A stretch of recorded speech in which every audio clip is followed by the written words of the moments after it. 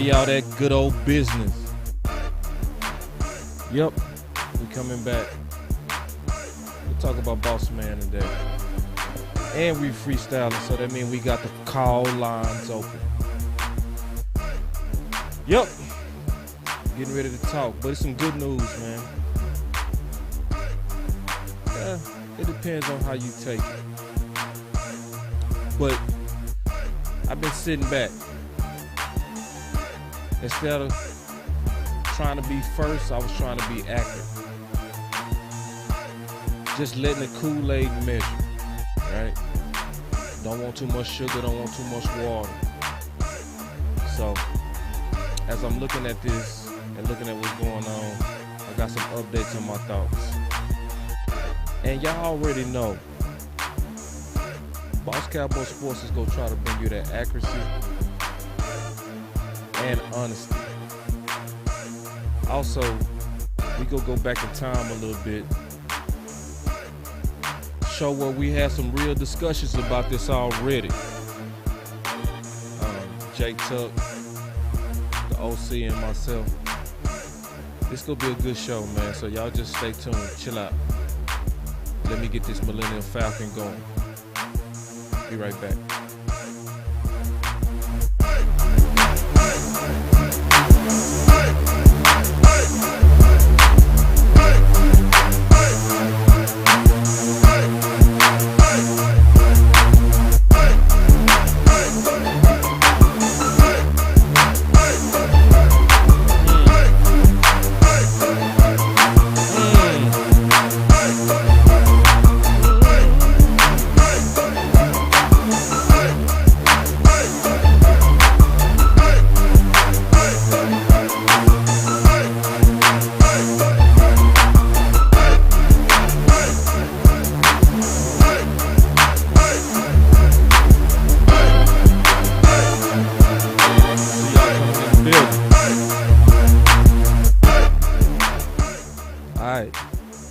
Coming in the building. Welcome. Welcome.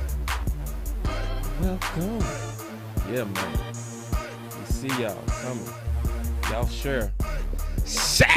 Cause I ain't heard from your boy Boss. Let's go, man. Your boy Boss got something to say, man. Just like the South, man. Let's go. Yoga fire. Yeah, man.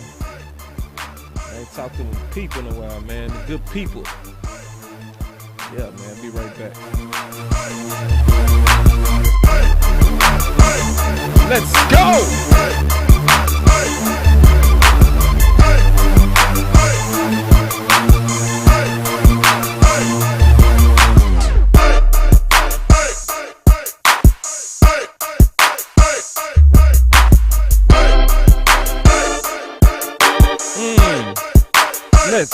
Let's go!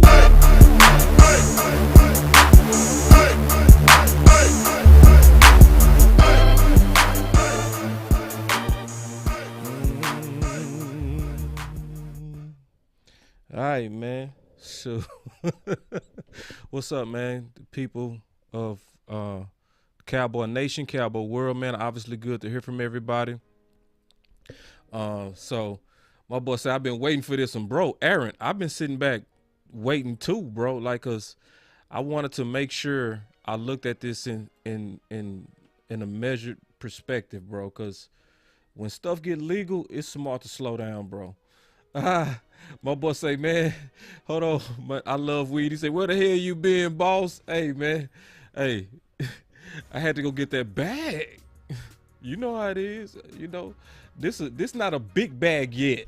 Yoga fire. I mean, this a little bag right now. It's growing, but this ain't no big bag yet. Yeah, do that more and y'all see me more. You know what I'm saying? Put some money in that cash out. Until then, boss got to go pay them bills. So occasionally I got to duck out and go handle home. You know what I mean? No, but it's good to see everybody. I miss y'all too, man. That's the OG style. I said I miss you. I miss you too, big dog. But man, yeah, man, dealing with this boss man fat.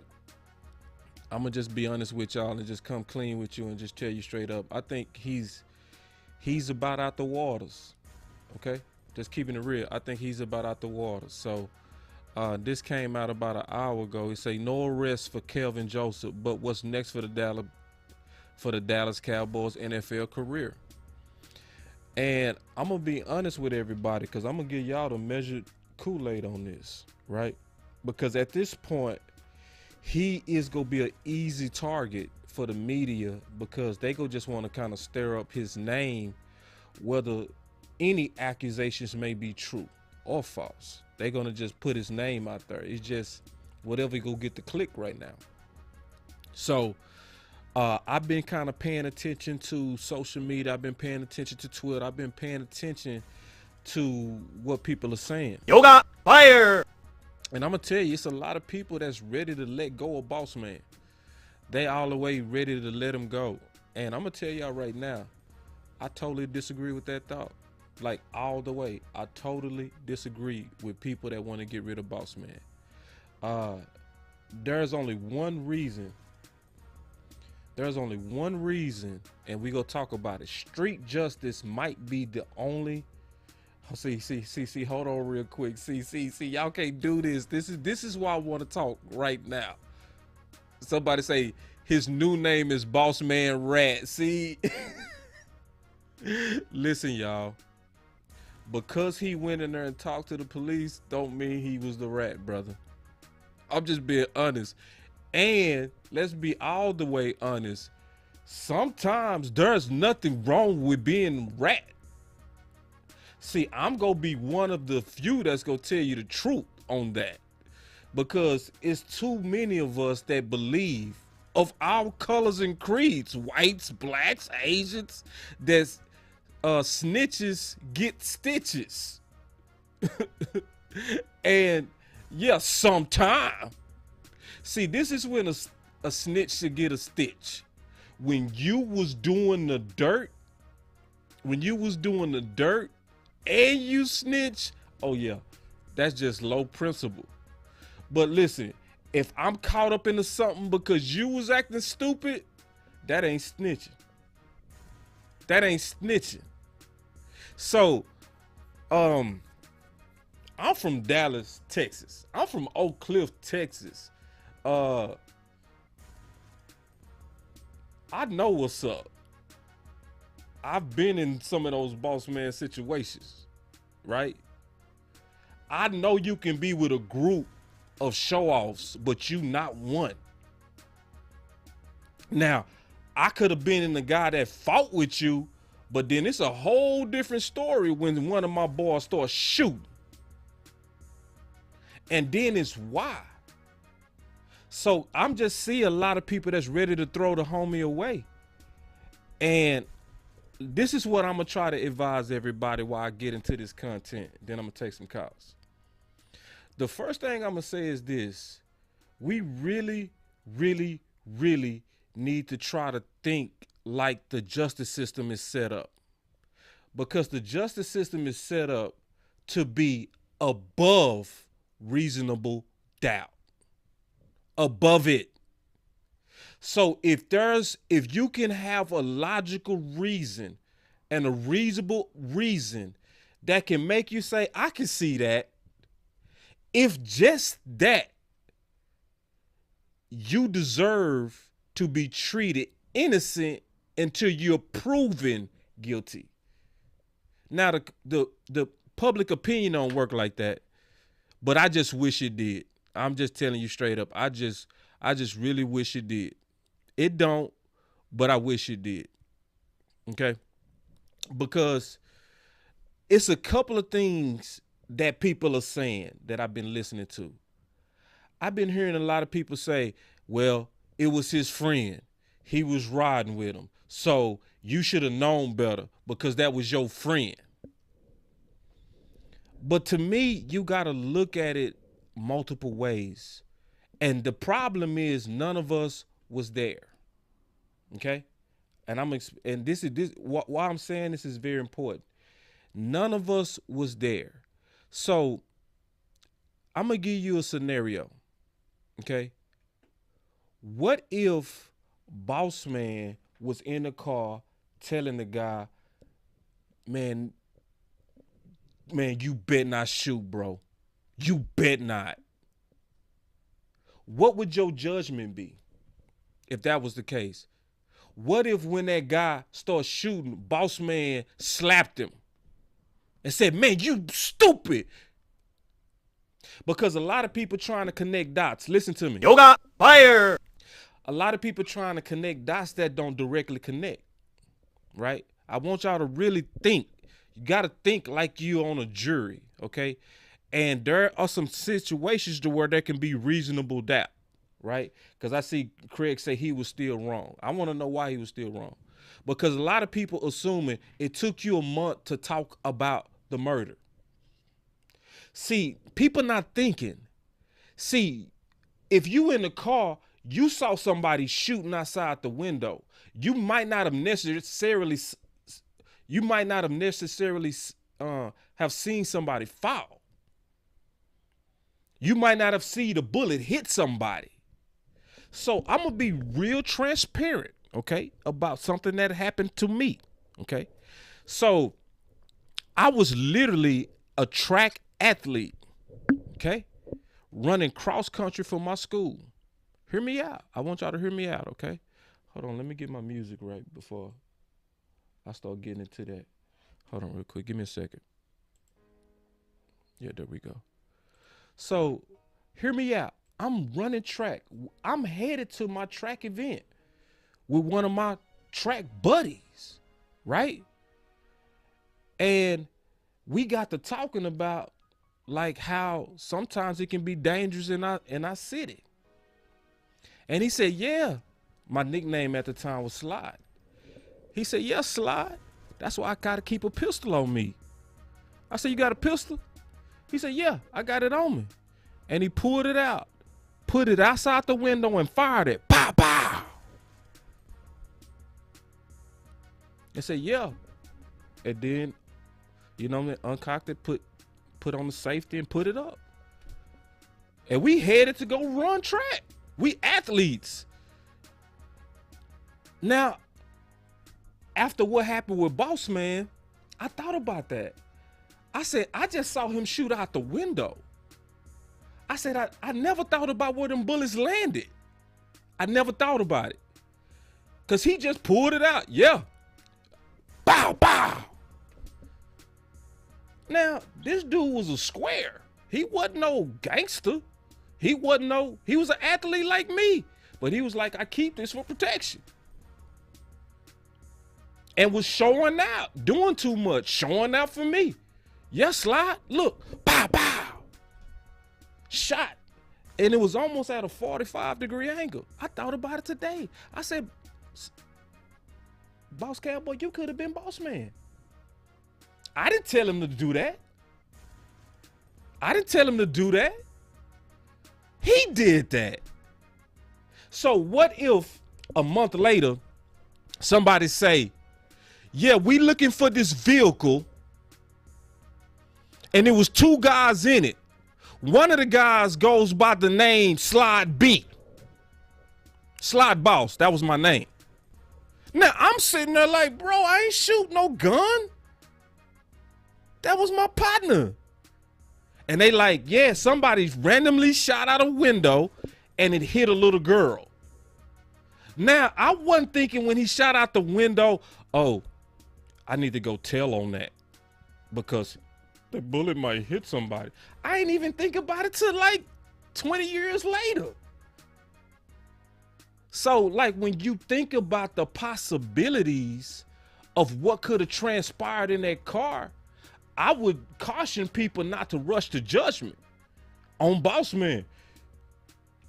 Because it's a lot of scenarios that could have happened in that car that we don't see, that we don't know. We just don't know. And our system is set up in a way to assume that you innocent until proof. So why we so quick to judge? Because I'm going to tell y'all, this is my city. I don't know where y'all from, but this is my city. Me and Ready Red. I'm going to explain hood politics too. I'm going to try, bro. I'm going to try to explain hood politics. I'm going to try. I know Ready Red. I know that's a big ask. But Ready Red, he from where I'm from. We from the same city. I can tell you right now,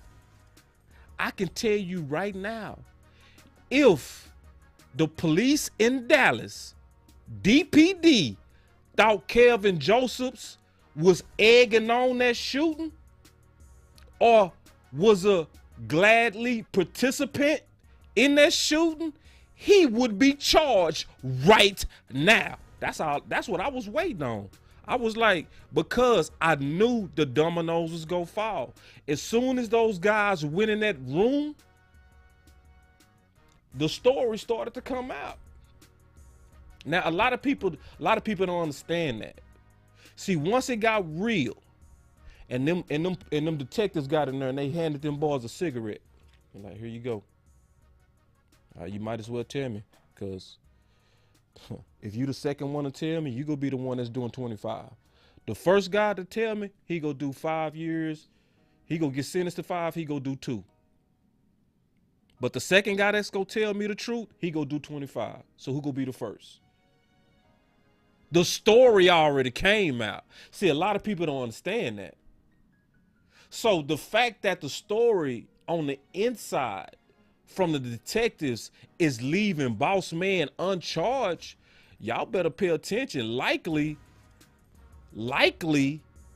and I'm being real, likely, shoot, Boss Man probably didn't have nothing to do with that.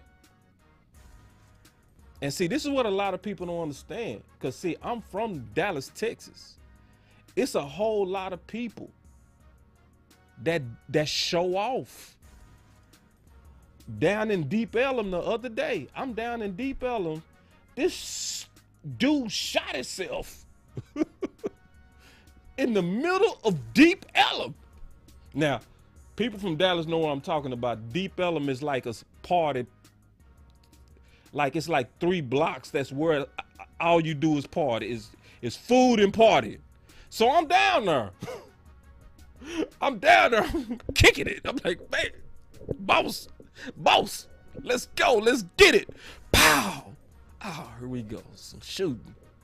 This dummy done shot himself. Why you shoot yourself? Yoga fire. Showing off. So let me take some calls, man. So if anybody disagree with me, I want you to call in first.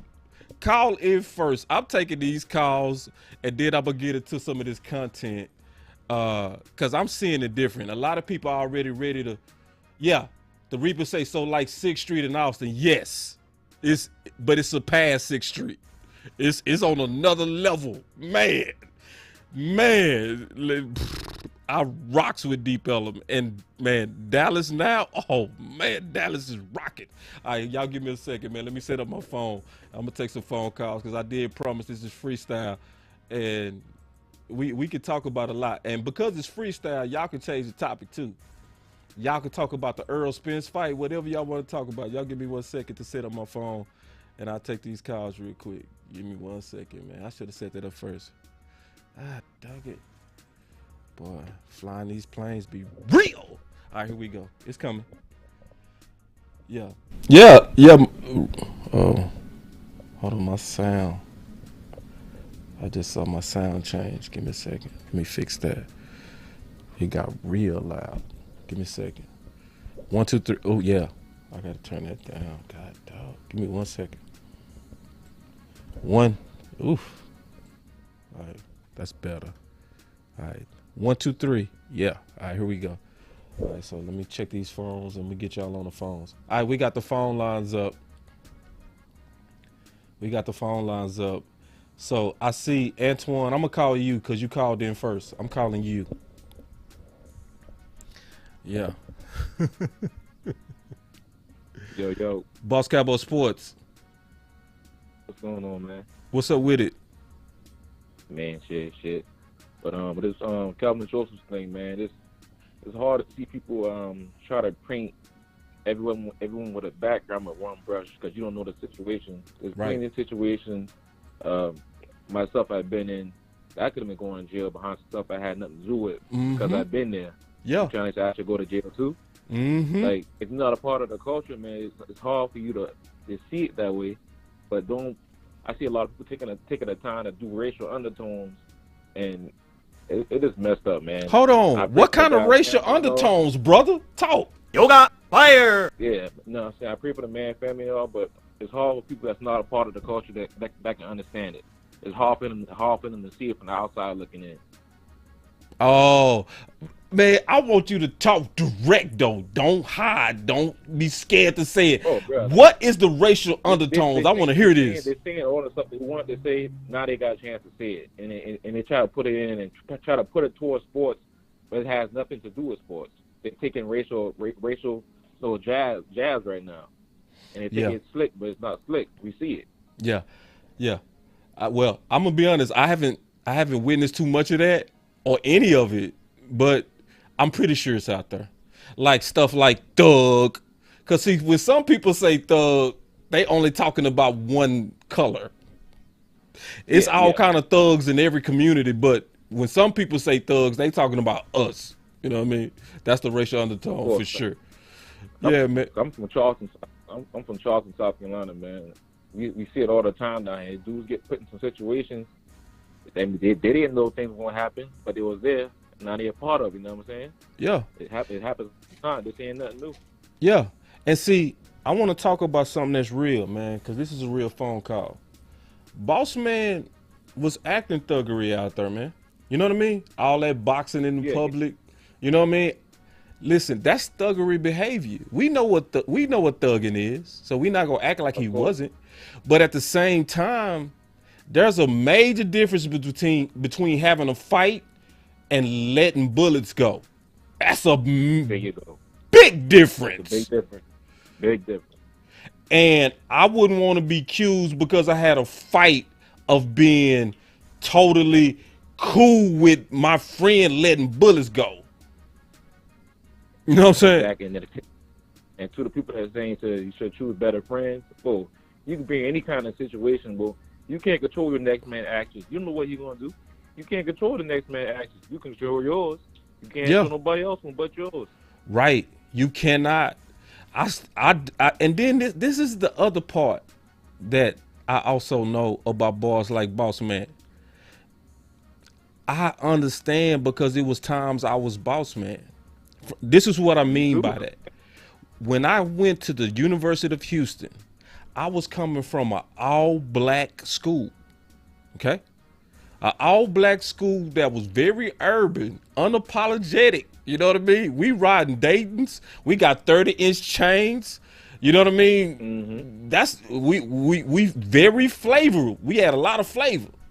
So then I go to the university, and I'm gonna be honest, I was not comfortable around others. Nobody that was other than my people for a while. And it was me. It wasn't them, it was me. You see what I'm saying? So what did I gravitate to? What you know? What I knew. And it's a maturity thing sometimes. You know what I mean? Like, go ahead though. It's gonna take time to adjust. He's not gonna just because he got drafted in the NFL. It's not like a switch gonna flip in his head that he's gonna forget all the things that he grew up around. That's gonna change overnight. That stuff's gonna change overnight, man. It's a process. Nah, it's a process. It is a process. And bro, I'm glad this is a good call, bro. See, because we did a show, J Tuck, me and the OC. Man, y'all gotta go back and check that out. And I did research on my boy J Tuck. Boys don't know J Tuck was a cold Kansas City rapper. You know what I mean? With a major background in the rap game, right? I'm gonna go through that history a little bit today, but we was just talking about how over time you do grow up, and we talked about the before and afters of prime time. How he came into the league with the gold chains, flashy videos, women in the hot tubs. Now, Prime is a head coach, analyst, always smiling because he had to grow up. He had to grow up. Yeah. Same thing. And some people say, but he was a thug. Oh, let's not forget about Max Kellerman. People don't realize that Max Kellerman was at a Boss Man crossroads because his brother was murdered. And that's when he changed his life. He went from Max Kellerman, went from gangster rapper to the dapper white guy that you see today with the blue eyes. And you would never know his background. He too was boss man, bro. Yoga fire. So anyway, It's messed up. It's messed up, bro. But man, keep pushing the good content, man, and keeping it real, man. I appreciate no you, doubt. Bubba. Oh, no doubt. So yeah, we gonna do that all day, man, because a lot of people not gonna get that truth, bro. So we gonna give it to them, man. Great call, bro. Great call. All right. So yeah, man. So I'm gonna take another call, man. Oh, Craig. And I know Craig disagree with me. This gonna be a good one. I'm calling you, Craig. I'm gonna call Craig. I know Craig disagree. Let's go. This gonna be a good one. Let me turn this up. Let me go. Yoga fire. Hey, this is Craig. I can't get to the phone right now. Oh, Craig, come on now. I'm gonna try to, cause I know Craig disagree. Those are the best. The people that disagree, those are the best calls. Cause then, here we go. Boss Cowboy Sports. Let's go. Hey, what's going on? It's Keystone. What's up, Key, man? What's up, my boy Key? What's your thoughts, big dog? I'm here, fam. I'm here. Looking at the situation, people forgot how Mac from No Limit was in the same situation. The only difference is he pulled the trigger, but he pulled out of self-defense.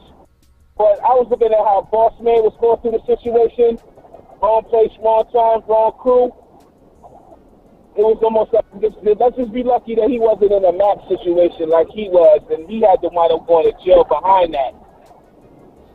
Right. Yeah. And see, that's why I honestly believe, Keystone, that if Boss Man was really involved, they would have indicted him. This is my city, bro. I know my laws. These laws don't care that you a star. They don't. You know what I mean? Yeah, and everybody want to call him a rat. It's funny how you want to call him a rat, but he kept his mouth shut for a month. If he really wanted to snitch, he should have get it off the pit. Yeah. Yeah. And see, I'm not even assuming he's snitching. You know what I mean? I'm not. Keep his mouth shut for a month? Yeah. And then, Nah. yeah, and listen, and this is the thing, Key. The Cowboys was like, man, you got to go in there and tell your story. They wasn't going to give him 2 chances. He had 1 chance. Because our conservative brand, which is a conservative brand, we go always be like, we on the side of law enforcement. Yoga fire. Exactly. And on top of that, you're right. And on top of that, you're under a political organization outside Yoga of political fire. work that you're Yoga living in. flame. So you're double screwed either way. Right. So Yeah, exactly. And the way I'm looking at it too, because we all know how Boss Man was with his mentality, or how he want to rap and he buying cars and all this whole type of stuff like that. That's already making your image look a little bit worse than what it is, and then you hang with the wrong crowd, and you be in the car when the shots go off, and don't realize in the back of your mind you could have easily been an accessory to the crime. right. Because that's what Pennsylvania. Yeah. And that situation is different where I'm from. If you was in the car when the murder went down, regardless of the situation goes, you're getting charged and you're going to jail. Facts. And see, this is also why I'm being all the way honest. Justice work different when you got money too. You feel me? So this is why a lot of those guys get charged with a accessory to murder. Okay? Because you was in the car. Let's say me and you was in the car. Just like I talked about that story where we was going to a track meet. We wasn't getting into it with nobody, nothing. Me and him was going to compete. We was athletes, man. Top athletes. And I didn't know he was going to pull out his pistol. And he did. And he, pow, pow. He let it go. if that would have killed somebody, I'm not going to jail. Just like my boy said, Pootie Bang Bang, he said, I'm not going to jail for no person for doing something stupid. Me neither. Like, bro, and I wouldn't have even blinked. So, like, if somebody said, hey, man, we saw 2 people in the car. Somebody shot twice. One of those bullets hit a little girl. Who was it? Him. Him. Oh, my goodness. Wow. Him. And with all due respect, not to knock Dallas, because I got love for Texas, but people forgot about that story of Carter High, of how they ruined their lives. Yes. Yeah. Yeah. Oh, it was goodness. Him. It was not me. While they was out there doing them robberies and stuff like that, here it is, they done got themselves in trouble, and they ain't had no problem throwing the book out of every single one of them. Right. And I know every one of those guys. I know every one of those dudes that got in trouble from Carter. Every one of them. Yeah. And see, this is the deal. I be tripping how and it ain't just black people, it's white people, it's Asian people. They really be having a code like you never tell. And I be like, you are a fool. You are a fool. You know what I'm saying? See, listen, cause we would let a criminal kill one of our kids, know who did it, and be like, I ain't gonna tell. Man, wow. I be sitting in the stands like it was that person that killed my little girl. Yes, the guy with the dreadlocks, the skinhead dude. It was him, Your Honor. Yes, him. Yeah, man. You saying it's a wake up call, man. You better leave them people alone. You better get that image out of your mind, man. You didn't win big off of that. You came out of Kentucky and you're playing for the Dallas Cowboys. That image that you showed you didn't play for that. You came to college. You're playing football. You're a football player. You're not a rapper. You're not a thug. You're not none of that. You got to cut that image. You got to cut it, dog. Man. You got to cut it. See, and my boy say, Kenny say, you don't put yourself in a position like that. Sometimes, Kenny, them positions come to you, bro. Exactly. I'm being all the way honest. Bro, it's so many times violence broke out with people that I was with that I didn't know was coming. You feel me on that? Key. You know what I mean? Key. I didn't know my boy was going to pull out that pistol. I didn't know. I thought I was going to a track meet. Kelvin could have thought he was on the way home. He could have thought, I just had a fight. I'm on the way home. I'm taking a nap in the backseat of the whip. Then I look up and, bro, what you doing, bro? Oh, man, I was just trying to scare that dude, right? So then y'all drive off. You thinking he's shooting in the air. He done shot the dude. You know what I mean? Right? None of us know what happened. Kelvin could have been like, bro, what are you doing, bro? You stupid? You say what? Say that again? One costly mistake could cost you your life. Right. So I want to be clear on snitches. It got to be level to this whole snitch code. It got to be levels. If I'm doing dirt with you, Key, you crazy, bro. Keep laughing. Right now, it's the new code of the world. Bro, but it gotta be. We gotta talk about the levels. It's levels to snitching, bro. Listen, okay. This is the level. Let's talk about the real levels of snitching, not this old fake level that people. This is my boy Keystone right here. Let's talk about the real levels of snitching.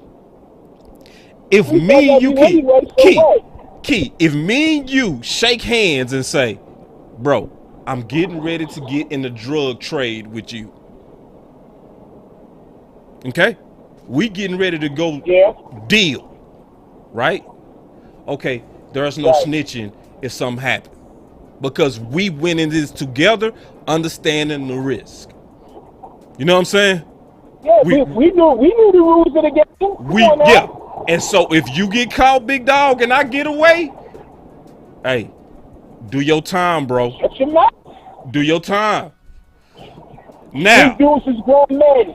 Now, this is another level. So I know. Yeah, and people saying boss man is a rat. See, I hate that people overreaching. See, and no, bro, we gotta grow up. We gotta grow up, bro. It's like, bro, you don't get to show out and kill somebody, and then I be under pressure not to say nothing that you did stupid. Exactly. It's that simple. Snitching is part of the game now. Don't say that. Don't care no more. Don't say that. Don't say that, bro. Don't tell the truth. Don't tell the truth. Snitching is a part of the game. Listen, I know some of the people that a lot of people in my own community look up to, right? As drug dealers. They snitches. They in and out of jail every 3 years doing fan time. How you keep getting out the feds? If you're fucking with skinny jeans, you not gonna snitch. How do you keep getting out the feds, dog? You got attorney money like that? Nah. You made a deal, dog. Yoga fire. And so these boys really expect Keystone to keep it fake and me keep it real. It don't work like that. Yoga fire. Part of the game is that. You gonna keep it fake No, and then say I gotta keep it real. What? What part of the game is that? So you get part of the game is that. Bro, so listen, so yeah, so anyway, yeah. Oh man, this is a good comment. I like this comment. He said you don't chill with people no more. It's that easy. I agree. Now that I all the way agree with. Yeah, you gotta definitely pick your friends, bro. And you really do. You do. See, because Boss Man, and I know about people like Boss Man Keystone. Let's talk about this because this is real what I'm getting ready to say. There's a lot of pressure in a lot of communities for you to stay the same. So it's a lot of people that'll say, they'll greet me years later, right?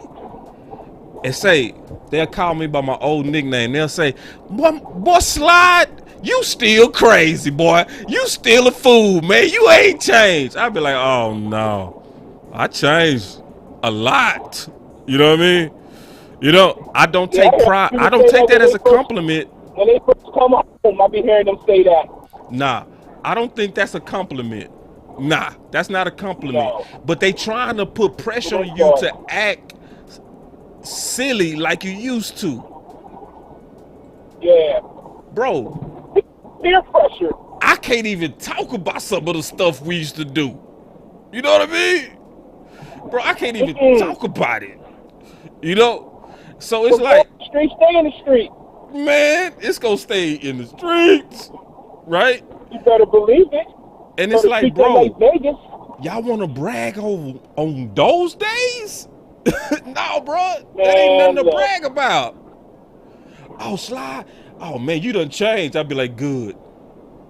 Somebody told me before, oh yeah, man, you done changed. I was like, good. I'm glad you see I done changed, big dog. You know what I'm saying? If I'm still what I was at 18, 19, 20, and 21, something wrong. You shouldn't be. Right. So, you know what Boss Man, let's talk about what Boss Man need, bro. Boss Man needs some real, I'm gonna say it how we say it in the South and how they say it in LA. He needs some OGs around him. Some dudes. Then you wonder why I said OGs ain't in the game no more. Ooh, talk about it. Talk about it. You go ahead. Yo, Yeah. go ahead. Talk about it. Them OGs, and when you look at OGs, they come from a line of structure. Yes. That's something that most of these young bulls don't come from. And talk about structure, bro. I'm not going to pass judgment on him because I don't know his past, I don't know his family, and I don't know where he come from. But I know when you got a knucklehead mentality, because I was once a knucklehead, that's lack of structure in your life. Right. That's facts. Right. You can agree or disagree. That's what he need more. He need a male structure. Right. He need to give him a body blow when he out of pocket. Right. Right. And see, that's why I'm calling it a wake-up call, bro. See, I intentionally named this thumbnail the way I named it for a reason. You know what I'm saying? Where this is Boss Man's chance to wake up, bro. You know, this is his chance. He's truly at a crossroad, a similar to one that happened to Ray Lewis. Right? And he got away with it. And it was a wake-up call for him, too. And you ain't heard not a peep of him in trouble since. Man, he ain't got in no trouble. Nate Newton, Michael Irvin. Man. Yeah. It's a crossroads to where, and then when you somebody like Boss Man, you really sometimes, and I'm telling y'all the pressures that you feel as a youngster that made it to the NFL and you around a whole new crowd. Like your boys was all black dudes. All your partners smoke blunts and chill. Go to the strip club. Now you're in an environment to where it's caviar. Hear me out. You better mix up that diversity because we are on worst enemy. But for a second though, he in shock. Keystone, he in there like, bruh, we don't drink champagne. You know what I mean? They drinking 40s. Right, we drink 40s, man. And they over there popping bottles. Jerry and them with them $500 bottles, boop, right? And champagne glasses. People with tuxes. Boss Man over here like, this ain't my vibe. No. So when he get with the, so that's where he really do. Boss Man needs some OGs. He really do. For people who don't understand what OGs, you need some guys who mature, but being where you are. That's what we talking about. We got to explain our ebonics to some because they don't get it, but we explaining it. You know what I mean? So we call those OGs, people that's kind of the vets. You know what I mean? So basically, if you was, I ain't got to explain it in too much detail, but basically, you always want to have elders that you can go to kind of walk you through a path of wisdom. But these young dudes, I don't think they got that, man. They ain't got the uncle. No, they don't. They ain't got the big homie that you say, hey, man, I'm in the league. How you think I need to move right now? You know what I'm saying? How should I carry myself? What's the best way to maximize this? And then the real OG go say, hey, bro, first thing I'm going to tell you is get you one or two females, get you one or two ladies, and chill out, all right? Stay out the streets all the way. Not even going out on no mingling because you in a spotlight now. You know what I mean? And it need to be somebody he respect. You know what I'm saying? And even if you go do your rap thing, bro, do your rap thing, but don't be doing all these tools with these dudes because your old crew was violent. Just keeping it real. They was violent. They was truly about that life. And they go take action, but it's going to be your name that stand out. That's what an OG would have told them. Yep. But Keystone, we killed it, man. What's your fighter words, bro? Because what's your fighter words? I know, because there's other people that's trying to call it. Yeah, but I'm going to end it with this, though, man. OG don't have to mean original gangster. Because when you transition from a knucklehead to a wise man, you could go from an original gangster to officially grown. That's another quote on OG as well. Boy, y'all better listen to that boy. Yoga fire. Ooh. Man, great call, Keystone. Appreciate it. Hey, what we gonna do about the draft, bro? I'm here, man. Let's get you know it. this dude hit me up. All right, so what we gonna do, day 2 and day 3? And some day 1? Yeah. We'll do 2 and 3. Okay, let's do 2 and 3. And I know that's where you gonna go hard. Hey, and let's do some shows this week. Let me know if you got some openings, and we go do some mock drafts, all right? I'll hit you up. Okay, big dog. That was Keystone, y'all. That boy Keystone brought that fire, man. All right. Ooh. So, I'm going to take some more calls in a minute. I'm going to call you, Nick. I see you too, Nick. I'm going to call you, bro. I know we going to kill this conversation. I already know we going to kill this conversation. But I really want to go back in time and kind of talk about where my boy J Tuck and the OC, them boys was like really doing a good job of explaining the risk, right? So I'm gonna kind of go back and show that, because J Tuck, he actually gave a warning about what happened, and this was 8 months ago, right? And what happened was, and I'm gonna give everybody the background. What happened was, at first, you know, when Boss Man first got on the team, you was hearing some back and forth. It was a lot of debate. Like, man, is he really good for the Cowboys? Especially when you look into his background with the rap and all that kind of stuff. And I was like, man, y'all tripping, man. And, you know, I was like, man, it's the off season. Let that man do his thing, bro. That was my initial thinking. Yoga fire. But then I'll start talking to my boy J Tuck. And J Tuck lived the life. See, it's different when you live the life. And so because he lived the life, I humbled myself and I listened, and I really listened. And Jay was telling me, he was saying, bro, I'm telling you, in that life, a lot of times violence is going to come your way, even when you don't intend it to. And I was like, dog, that makes sense. And he was like, so you honestly got to move different. And so then I started looking into J Tuck background, and I saw J Tuck was totally different, looked totally different, acted totally different when he was in the rap game. He cleaned up a lot of the stuff that's public, because he was like, frankly, I was going too street hard. But I want y'all to listen to J Tuck. I want y'all to really listen to this, because he was spitting straight yoga flames. Listen to this. With, you know, different stories, and I'll say this, and I said this on my video, right? I think Kelvin Joseph, Bossman Fat, is using music as an outlet to kind of voice his pain, voice his struggle. But like you said, OC, you are now a business professional, and you're playing for one of the biggest franchises, not only in sports, but in the world, you know what I'm saying, globally recognized, right? And so you have to move a different way. And so, you know, the way that you carry yourself, it has to have a ripple effect amongst your crew, right? Because even if boy, y'all better listen to J Tuck. And this is from living it. Let me rewind what boy, listen to J Tuck, man. This boy was speaking.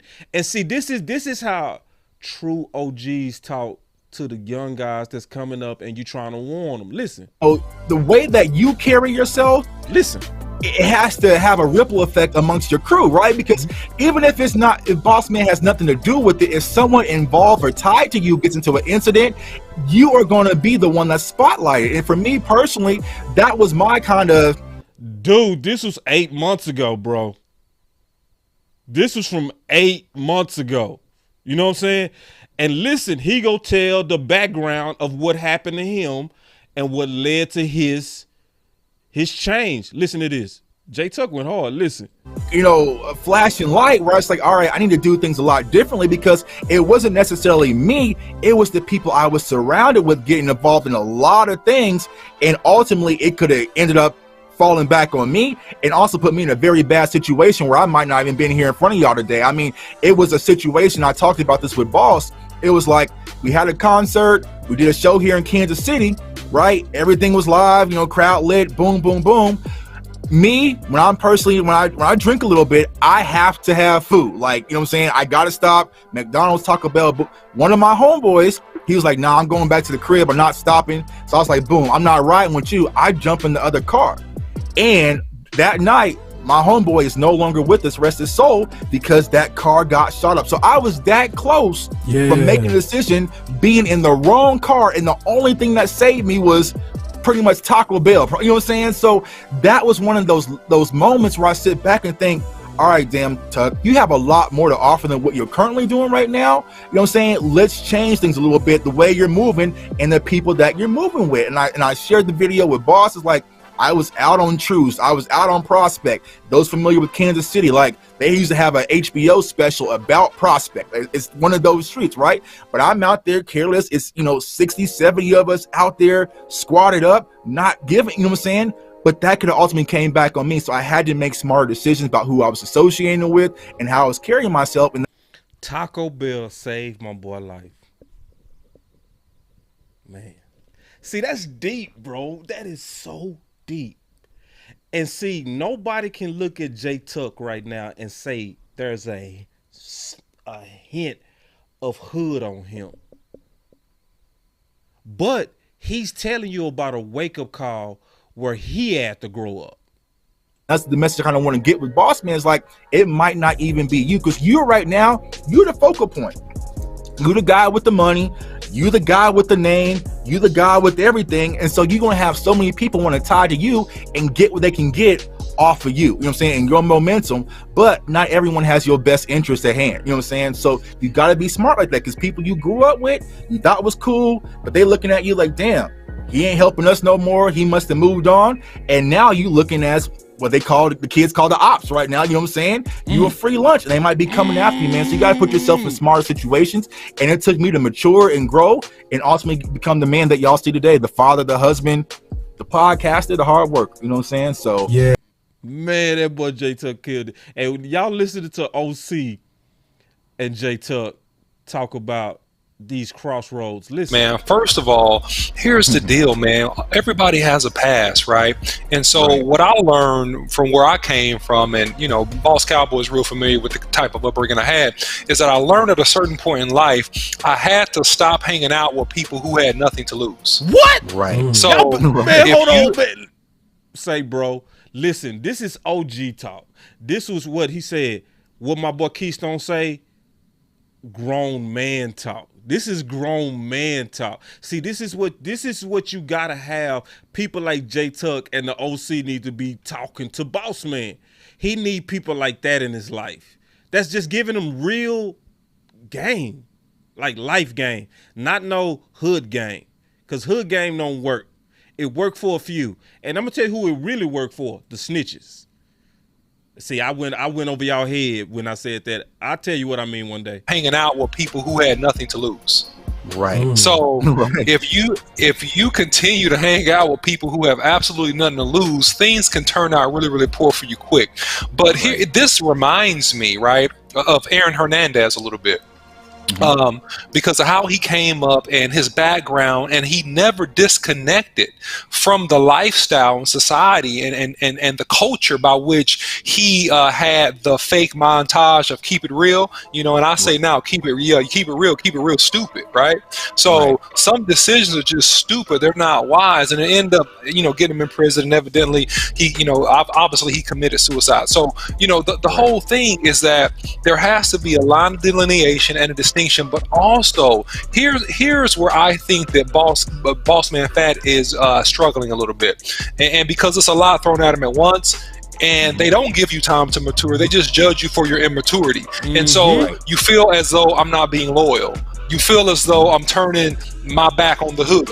Yep. Right? You go through all those scenarios, and so he needs, to your point about 3 or 4 weeks ago, Boss Cowboy, you need a mentor, you need a group of people that can guide you through that whole thought and maturation process, almost counseling you through it, right? So that you understand that you are not being disloyal, you are not being a fraud or fake or not keeping it real by making certain decisions that will help yourself and your family. Right. Right. And what it was for me, it was one of my best friends who I played basketball with since I was in 5th grade. He reached out to me and said, Tuck, you better than this. There's more opportunity. He had a nice job in the industry that I'm currently still in today, 13, 14 years later.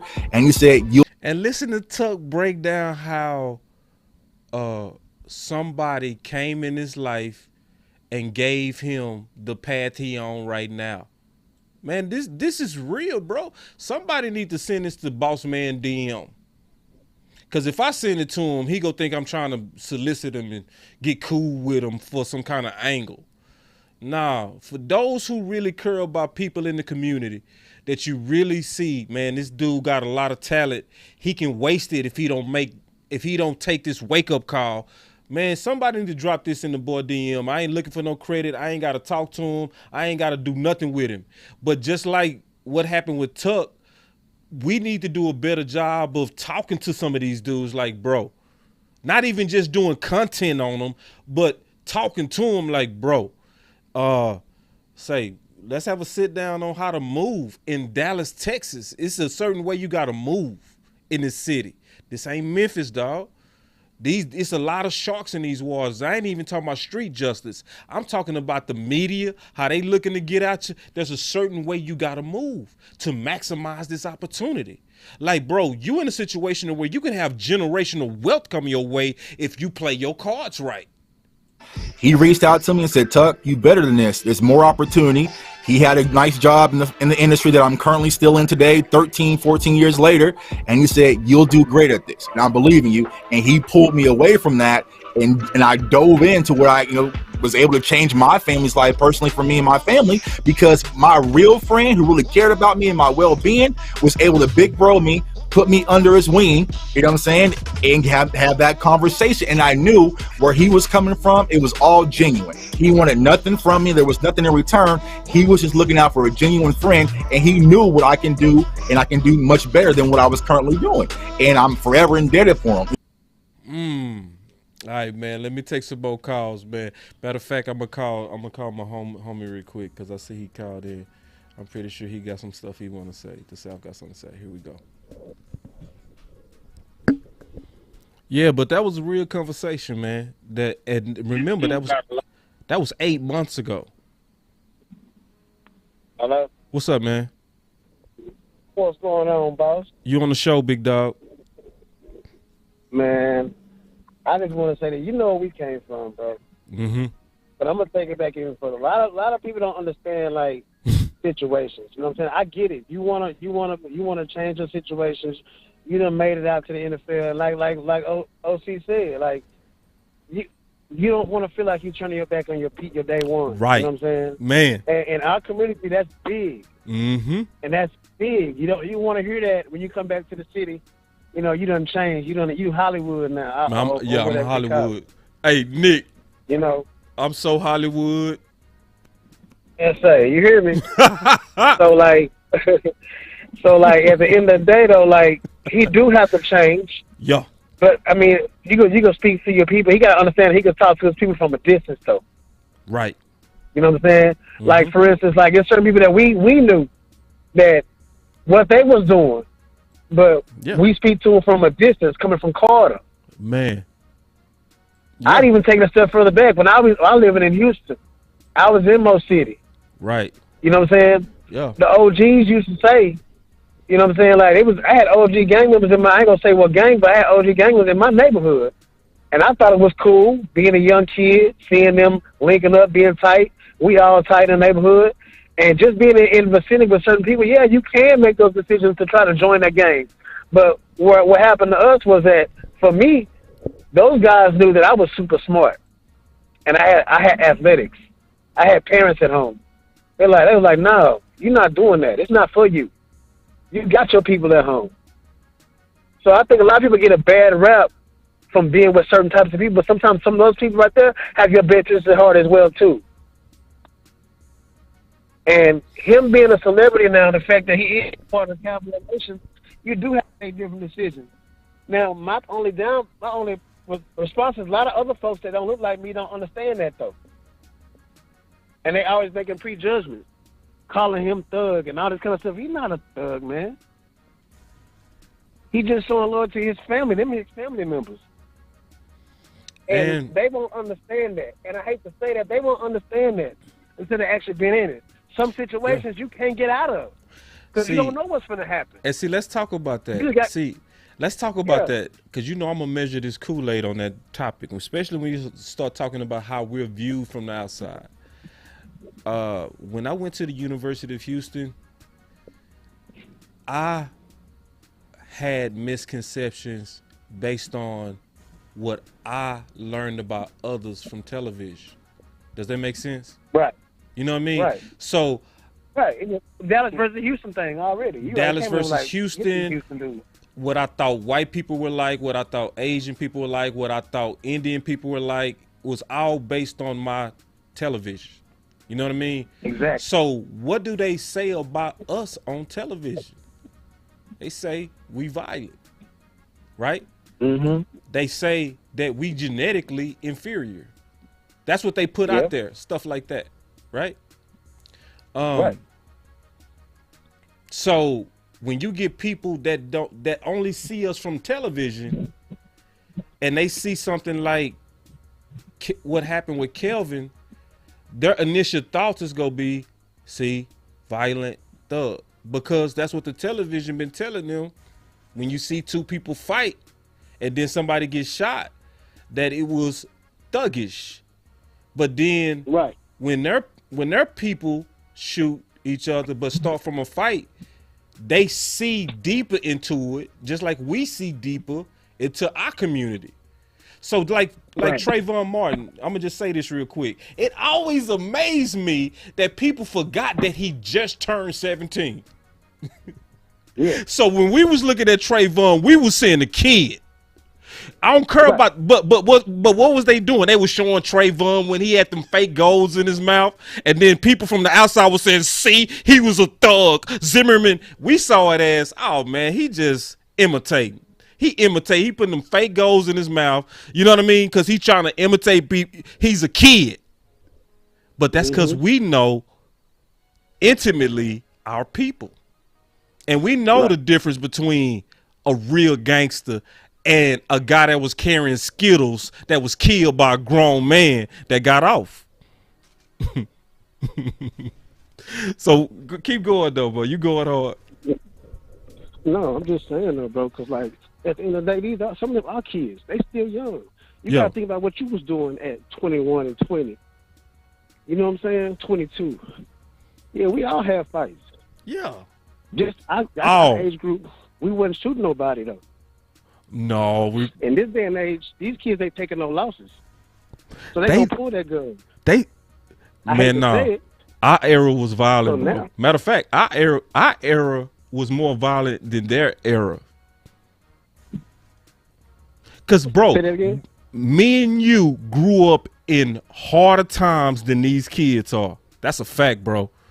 Cause remember, me and you grew up in the middle of the crack era. Right. Bro, that was warfare in America. It was violence everywhere. The murder rate is way down in this country from me. So me and you saw worse, Nick. For real. Oh, I know. They said we weren't going to live to see 21 or 18 at that time. Yeah. Just keeping it real, bro. Like, it was times we couldn't even go to the mall. If you remember, Boss was getting shot and killed over jackets and shoes. Yeah. Remember that? Jordans. Boss getting killed over shoes, over $100. Yeah. So anyway, Boss was playing with guns. So now, Calvin Joseph. Yeah, let's talk about Calvin real quick. See, because Calvin was a legendary dude in my high school. Probably one of the best athletes that we've ever played with, me and Nick, right? And I was thinking about Calvin with this boss man fat stuff, because we all know Calvin was accidentally shot. One of our friends, and he died. And the guy that shot him was playing with a gun. He never did time.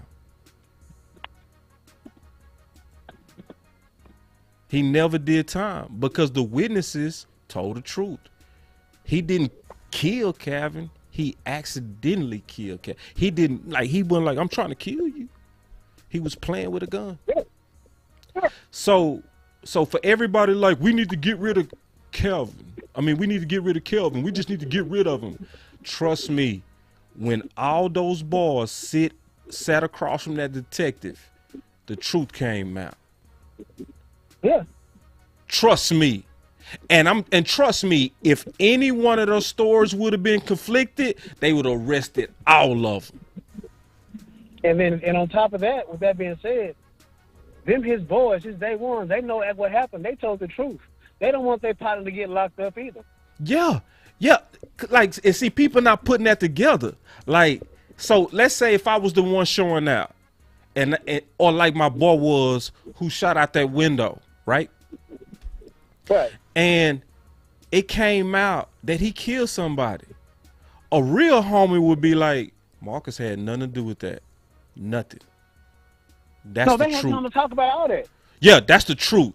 So what did Kelvin do? Did he tell you to shoot? Was he mad? Was he pointing? The detectives go do that. Did he point out the guy that he had that fight with? Nah, he didn't. It was me. Like, really, what I'm thinking, bro, really could have happened, man, is like, it was some stuff being said between them, and things got heated. They had a fight. Some stuff, and they probably didn't even start the fight. You know what I mean? Like, we don't know what happened actually. The only detectives know, and they know. Right. We don't know what actually happened. That's but it. At the end of the day, though, like, But, it happened. But this is the thing. You know what I mean? We don't know what happened, but we also know how Dallas worked and these detectives. If they stories didn't align, Kelvin would be locked up right now. Back. That's what people need to know about Dallas, Texas. These detectives will lock you up, and they looking to lock you up. So if that story that all of those guys told didn't align, perfectly aligned, you know what I mean? They would have indicted everybody. Yeah. And I low-key feel like they was really hating because he was Kelvin Joseph. Oh, they would have got him, bro. They would have got him. You know what I'm saying? That's why I'm calling it a wake-up call, because I think it's going to blow by him. But this is what I want to talk to you about. I'm glad I got you on the phone. It's another side to this that a lot of people not talking about. The street justice side. Facts. You with me on that? Yeah, I'm with you on that. It's a lot of chatter about retaliation. Facts. And that's the part that's scary for Kelvin, so that's why he needs to keep his nose clean. That's also scary for the Cowboys. Yeah. Just keeping it real. They really do have to consider that. Because what if Michael Parsons hanging out with Kelvin, and then the retaliation happened on Kelvin with Michael Parsons sitting right there?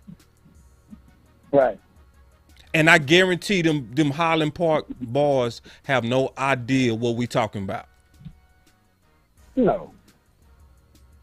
They think we all, again, thugs, quotation mark. Right.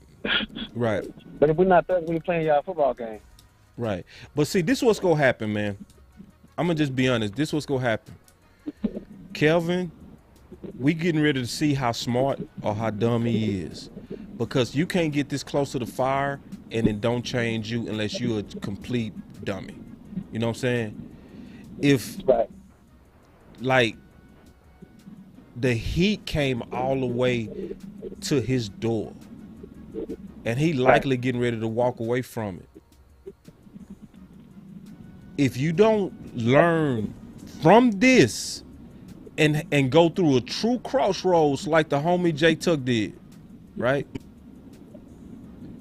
And go through a true crossroads and figure it out, like, bro, yeah, I'm cool with the music, but hey, man, I'm gonna have to change my circle.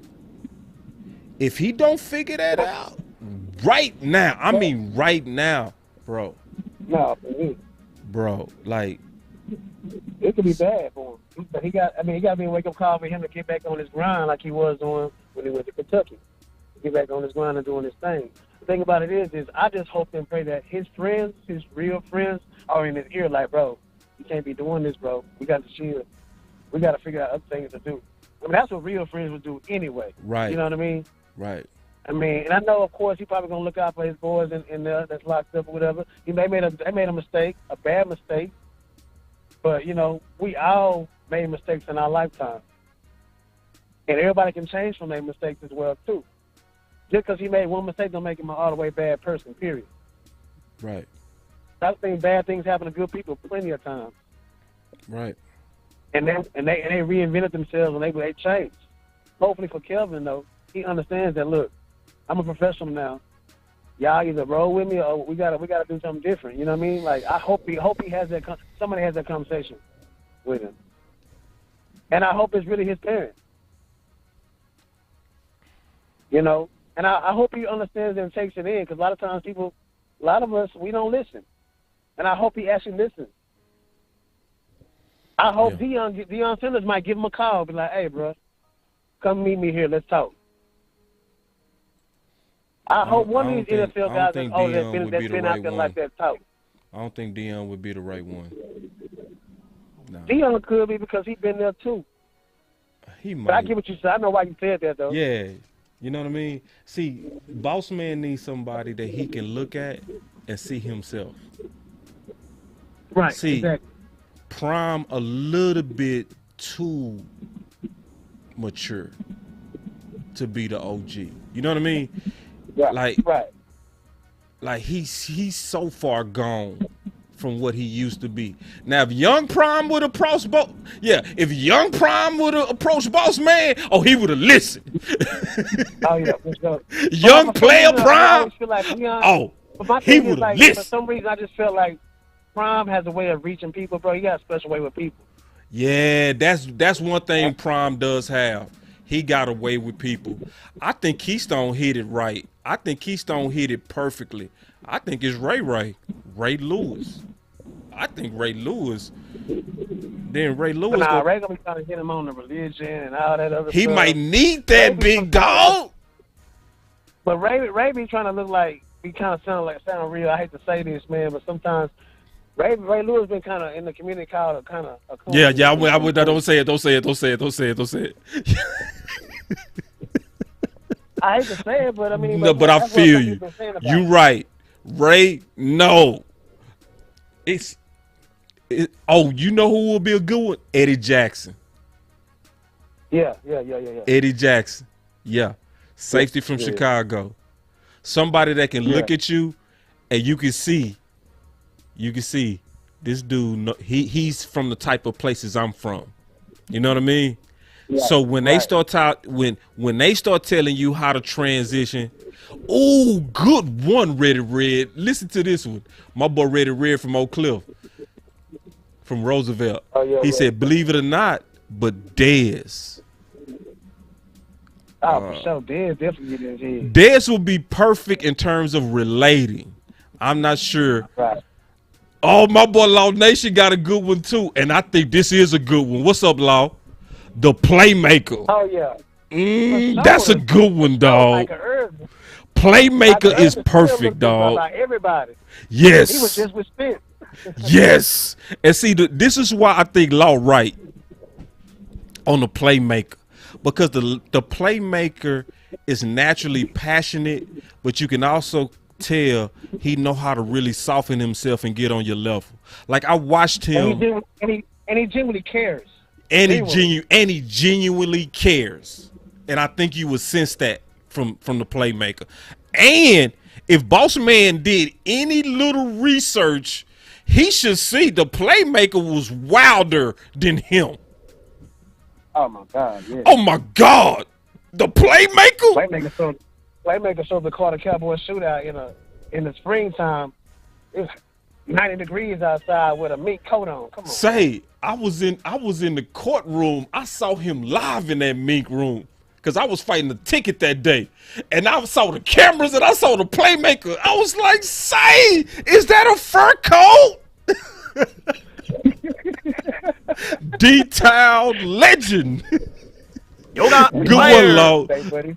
And see, yeah, Law said, remember he stabbed old boy in the neck? Yeah. And see, listen, it's stories about the playmaker that people don't know unless you're from Dallas. Yeah, for real. Yeah, He was always in the neighborhood now. yeah. For And see, ooh, yeah. And see, listen, see, Ready Red. I'm gonna tell you how much you want it. He say playmaker used to ride through the cliff with Kevin Williams. See, I played with Kevin Williams' brother. I played with Kevin Williams' brother, Kendall. You know what I'm saying? So, you know what I mean? So we know what's up. We know what's up. You know what I mean? We know playmaker. Say the word that playmaker has some major hands. Like, don't test him, you're gonna lose. You know what I mean? Right. Like hands. He gonna beat you up for real. Yeah. So no, I think Law hit that one perfect. I think the playmaker, but we all should be kind of sending out a call. We need a call. Yoga fire. We need a call. Nah, for real. We need a call. We need a call for the OGs to hit up Boss. Yeah. Don't leave the youngster out there, man. Don't leave Boss, man. Yeah, K-Dub. Yeah. Yeah, don't leave him out there, man. Don't see him and be like, oh, looking at him from a distance like, oh man, he need to make better decisions. Yeah. No, facts, and that's the thing. Like, I don't like reach out to him. I just don't like the judgment he's getting right now, bro. Based off what happened, man. Like, and I hope he uses that as fuel to the fire to get better with his craft and everything like that. But I just hate the accusations, the assumptions, all that kind of stuff, and not even knowing what's going on instead of giving the kids the benefit of the doubt. Well, you know what I mean? Like, they all kids, man, to us. Well, you know? Well, this is really why this show is kids. important, bro. Say that again? Oh no, somebody said something I 100% agree with. My boss said, yo, boss, I'm starting to think we better go corner first. Would you approve of Car Alum in Florida? He's my top 2 corners. But I'm just off topic a little bit on the draft question. But I think Boss Man finna beat this. So corner not. Oh, I think he will too. I yeah, think he will come around because they too. would have I just indicted don't like him by now. Yeah, he would have been indicted and all that by now. Even though it take 15 days to get indicted, they would have if they had something on, he'd be in jail right now trying to. He would be in jail right now.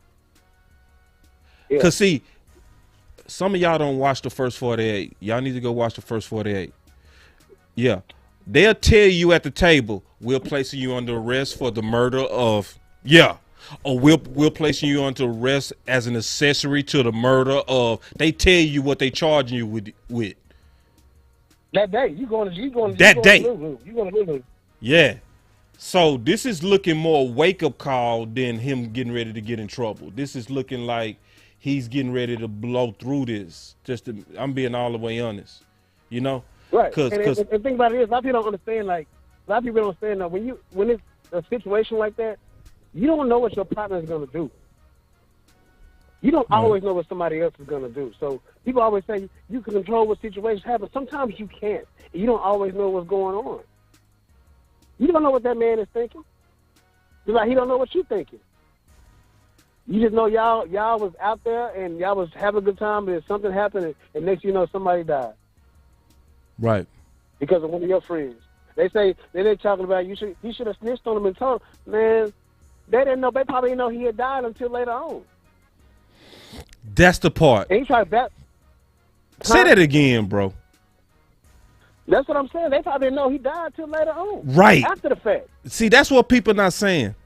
Can you say that one more time for people that might be in the back? They probably did not know he had died. They know he was probably shot. They know probably, and they know they hit anything. Right. They didn't know he was hit. They were trying to get up out of there. Or just shoot. And not even mentioning, I'm not even going to mention this, though. No telling what the other guy had on him as well, too. Or what he was saying, because there was no audio. Dude could have been like, I'm going to get my burner, and then that's what happened. Right. And if you don't know what a burner is, it's that piece, that gun. Yeah. See, let me say what you said just one more time. See, for all the people that say he waited a month, it's like, bro, he might not even known that somebody was hit. Nobody's saying that. That's why. Right. That's why we all should assume innocent until proof of guilt. Right. Right. Because I'm not being insensitive to the guy that passed. Not at all. It was a lot of wrongs in that whole situation. It was a lot of wrongs. But again, we don't know what that guy said to them after the fight or during the fight. I don't think it got nothing to do with the fight. The fight is, I'm separating the fight from the shooting. The fight was the fight. The shooting was the shooting. You can, but you really can't though too, because you know how that goes. When people taking L's, they don't like taking L's. See, hold on real quick. Check this out. My boy Kenneth say he is not innocent. He knew. All nah, he ain't, bro. You don't know what somebody gonna do, bro. I will say this. Why we gotta act like we was in the car? Right. Why do we gotta be the people that act like we know people's intentions? Why do we gotta act like we was the roach in the glove compartment that saw the whole thing? That's why the standard of our system is you have to be innocent until proven guilty, and the evidence got to be above reasonable doubt.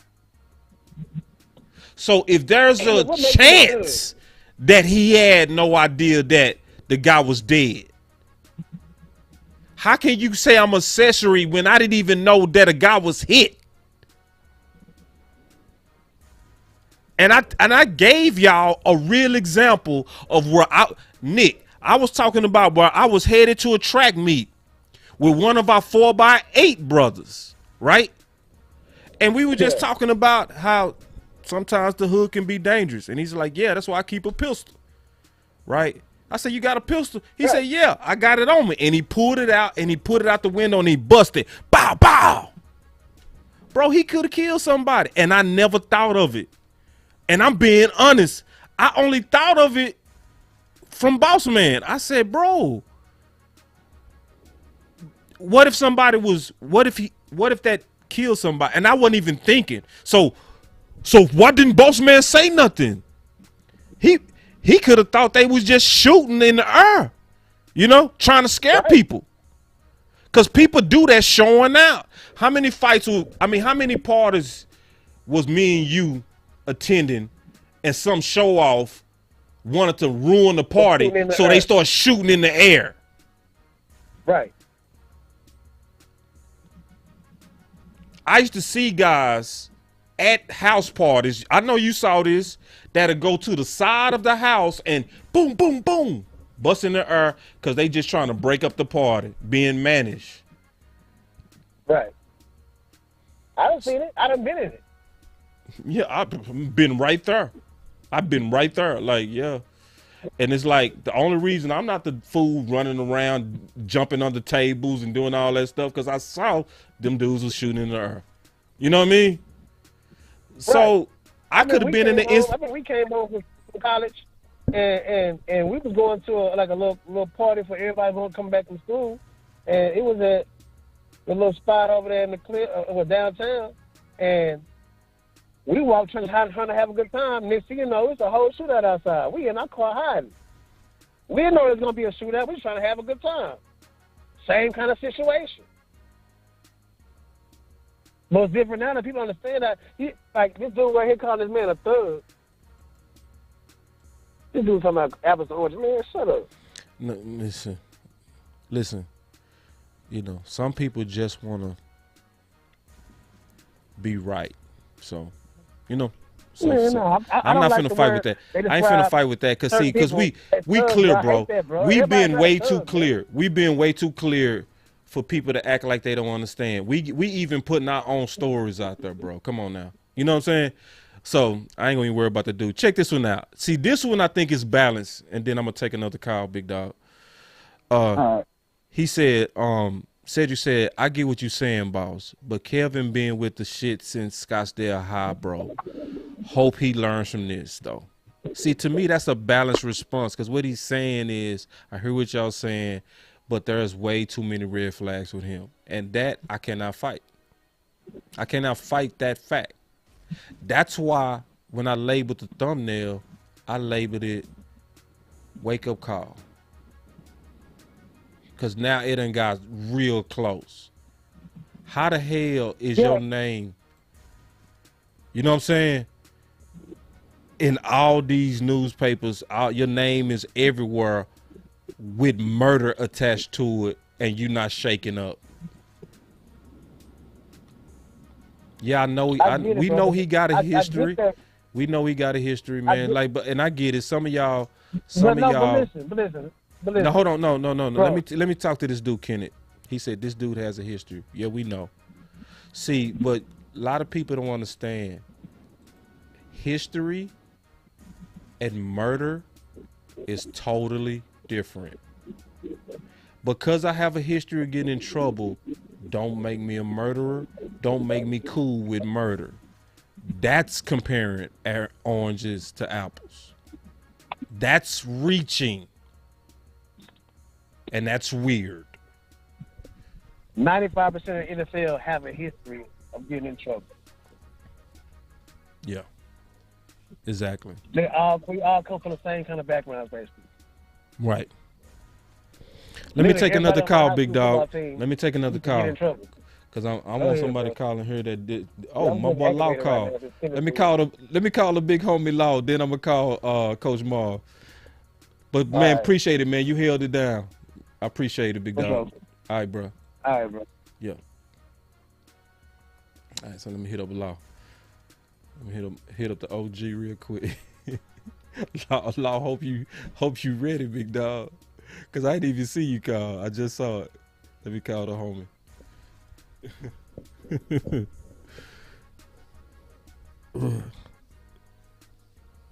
Hello. Law, what's up, man? Oh man, all is well, man. I can't complain. What's on your mind, big dog? Man, I was listening to your show and just wanted to chime in a little bit and just wanted to tell people about Kelvin Joseph. I get it. It's a bad situation, bad thing that happened, but we can't paint the man into a corner. I Right. mean, he wasn't arrested, and I get it, right? Mm-hmm. But he's a Dallas Cowboy, and we've seen players do some egregious things and get back out there on the field. Josh Brandt, I remember Dante Stallworth, you know. So I'm not saying that Kelvin Joseph pulled the trigger. We wasn't there, but it is what it is at this point. Right. And that's the key. We wasn't there, Law. You know what I'm saying? And that's why I wanted to do this show, to measure the Kool-Aid. You know what I mean? Because but I'm more so, I want to get your thoughts on this. I'm more so on the side of likely he probably didn't have nothing to do with it, because I know how the DPD move. You know what I mean? They looking to get you. If he was an accessory, they would have charged him. Right. You ain't lying. So two options. His attorney had his story straight, or he telling the truth. And if his attorney had his story straight, his story had to line up with those other guys. Because if it would have been any holes in Kelvin's story, right, that didn't match their story, they would have locked them all up. Because that's what trial is about. Because trial is, we going to indict you for this, but the trial is going to look into the details, and you going to have to get a defendant. You have to get somebody to defend you. The fact that he not charged, to me, is saying they couldn't tie it to him. Right, they couldn't tie it to him. And I mentioned earlier on my video is that, man, them boys might have got to fight and they got in their SUV and just to scare off the crowd, they might have shot in the direction where they was where the guy was at, just to scare him. Didn't know that he was hit. They don't watch the news like we watch the news. And all of a sudden, 2-3 weeks later, man, old Smooth got killed. You know, may he rest in peace, Cameron Ray. But that could have been a situation. That could have been a scenario. We don't know. Right. We don't know. I do got one more question for you, big dog, and I know you be doing 1,000 things, so thank you for your time real quick. But this is a good question. I want to run this by you, and then let's talk it through real quick. John said, Zeke got suspended for 6 games with no proof at all. What do we think the suspension for Boss Man would be? Ooh. Well, before they do that, they would have to backtrack because Deshaun Watson, he got arrested and charged, what have you, went through everything, and they threw everything out. But he's going through a civil case with 22 people name on it, and they haven't came down with the ruling. Marshawn Lattimore, he got arrested last year, you know, for possession of an unregistered gun and a pound of weed in the trunk, you know. So he haven't been suspended or kicked off the team, the cornerback for the Saints. Frank Clark, he was arrested, I believe. Xavier Collins, you remember him, the linebacker for Arizona Cardinals, speeding going 95 in the school zone. So, and with an unregistered gun, and he got arrested. And I'm not trying to equate those boys with murder, because we do know that those two things are separate. But you just can't arrest this. I mean, you just can't suspend this guy who's not arrested, you know, because there's too many gray areas in that, man. So I don't think that the NFL should have any rulings on this. They should stand back. Yeah, and also they've changed how they rule, because Goodell used to be the judge, jury, and executioner. Now they actually decide these things with a judge that was appointed by the NFL Association. You know what I'm saying? Right. So I think you're right, Law. It's likely going to be not as messy as Zeke because they changed the process after the CBA. I agree with you, man. But thanks for the call, dog. I know you're probably working on 10 videos. Thanks for taking some time out. No, man. It's all good, man. Just one more thing, man. Hey, I know spirits are low for this off season, but, man, everybody got to understand that the Cowboys #1 target for media, pub, and everything. I'm sitting here just chilling, and all of a sudden I get a notification, Damian Wilson, Cowboy player, now arrested. I said, wait a minute. He used to be a Cowboy player. Right. He played for the Cowboys. and he just got arrested 30 minutes ago in Frisco. Right. So I just want you guys to understand that all of this news stuff, man, is going to hit, and it's going to hit on the negative side. Yeah. And also for Cameron Ray's mom, and she reached out to me, so let me know that we got a big reach, man.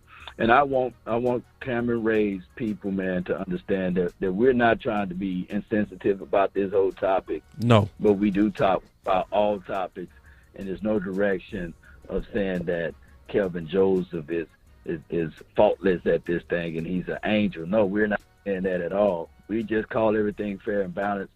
So I hope and I pray that they, our deepest condolences to their family, for their family, man. Yeah, and that's perfectly balanced. What you said, man, is, we just really trying to measure this Kool-Aid and put it out there in a way to where Kelvin Joseph is the football player. We're not talking about this from a justice standpoint, because from a justice standpoint, 2 people have been arrested. Yeah, that's law. Somebody say that sound like law. No, that's law. It's the voice of Law Nation. That's the voice y'all listening to. That is Law Nation. So he blessing us with his presence.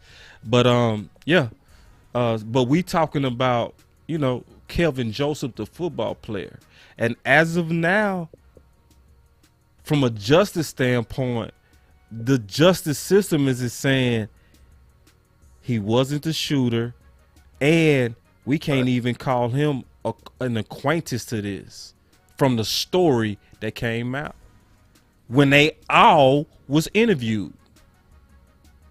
So now, if he would have been charged, and you know what, it was me, and that's what they said, man. It wasn't Kelvin. It was just me. See, I got me, man. Yoga fire. Law. Yoga. That's what I think happened too, bro. See, you the one that said it just right. I think they went in there and said it was me. You know what I mean? And some people like he ratted. He went in there and rat.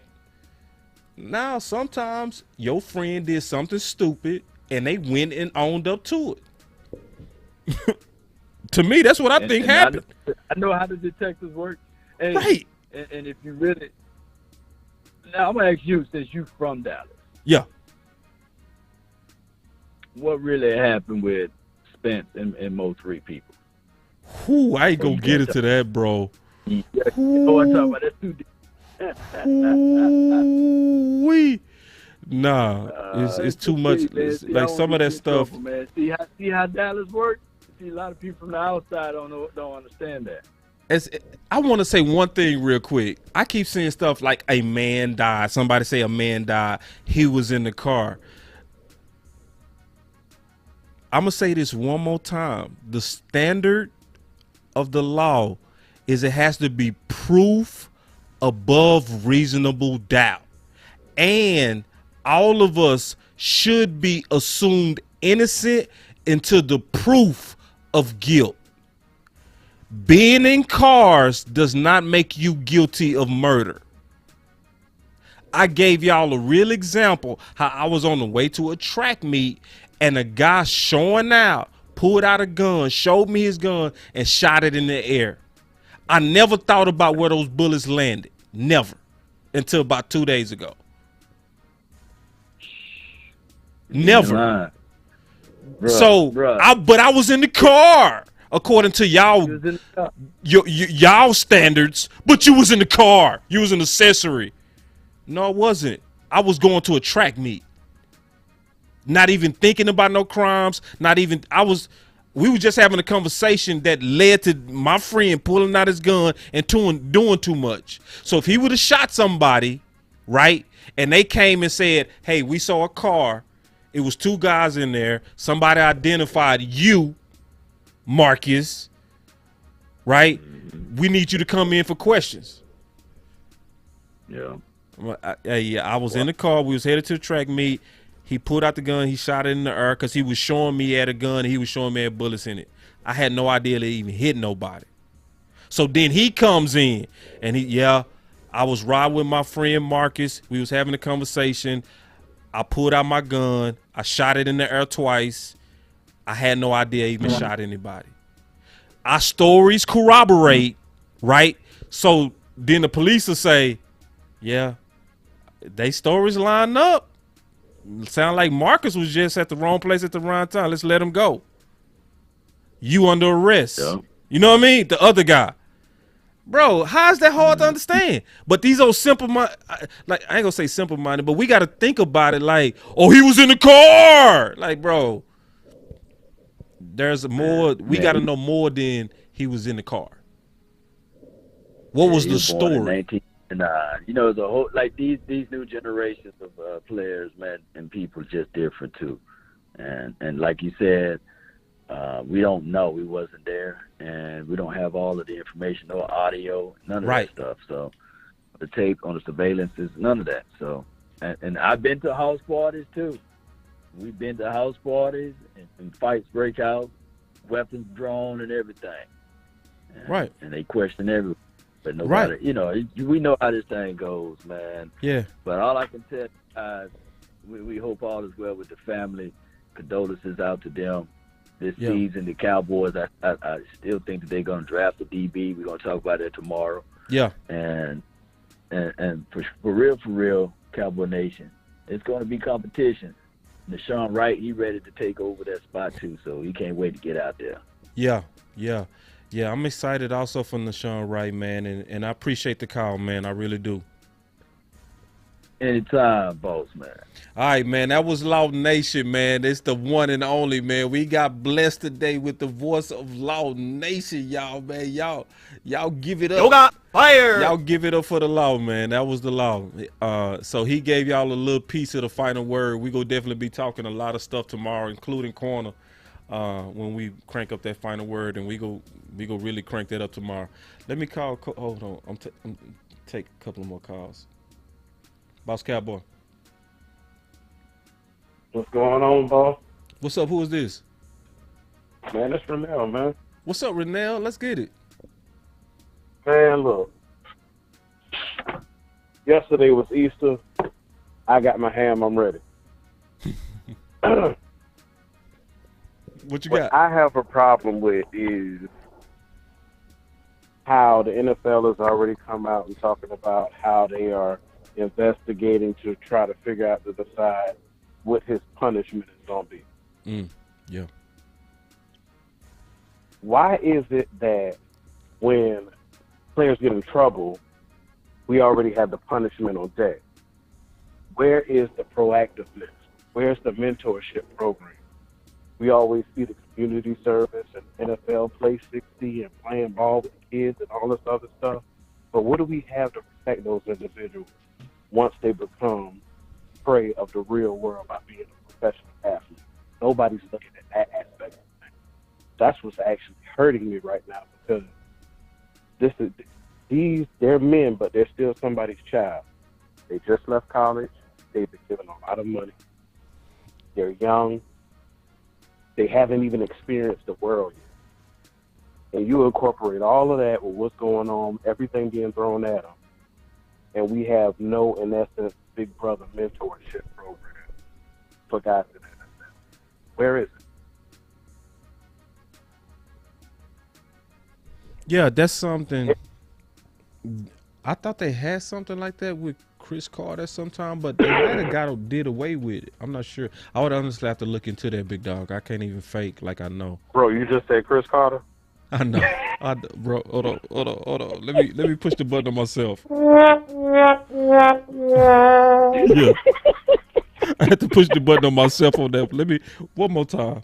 But I'm glad. But I'm glad I was burning up, because I said, man. I was say Chris Carter. For the first couple of people, I was like, bro, the reason this man is a free man right now, like you said, nobody watches the first 48. And I'm like, bro, Fly said it in one of his songs. What does the cigarette do to these folks? Does it calm you down before you telling yourself? Like, that's what took place. Hold on real quick. I got to take some of these comments. My boy Jay say, if we going to talk about this, me and you, let's talk about this. My boy Jay say, that's the job of the parents, not the NFL. Okay? I see another comment in here. Hold on real quick. Because we going to put all these comments together. We going to talk about it. Let me see. My boy Kenneth say, stop babying these grown men. What's your thoughts on that? Because they talking to your thought. What's your thoughts on that? So let's remove the NFL from the whole conversation. Mm-hmm. Are there not apprenticeships for people in other jobs and professions and career paths? Are there not mentorships? Do they not have mixers where they meet with somebody in the industry who shows them the ropes, similar to what you heard, what you mentioned and played earlier about Jay Tuck? It had nothing to do with sports, right? Mm-mm. Aren't systems in place in other career professions where people can actually get the guidance and grooming that they need? I mean, what are avenues? Is that not a grooming stage for individuals before they hit the real world? Mm-hmm. Like, there are too many other things that are in place that help people in other professions. But see, this is why what Law said earlier, somebody else said about Dez being a good mentor.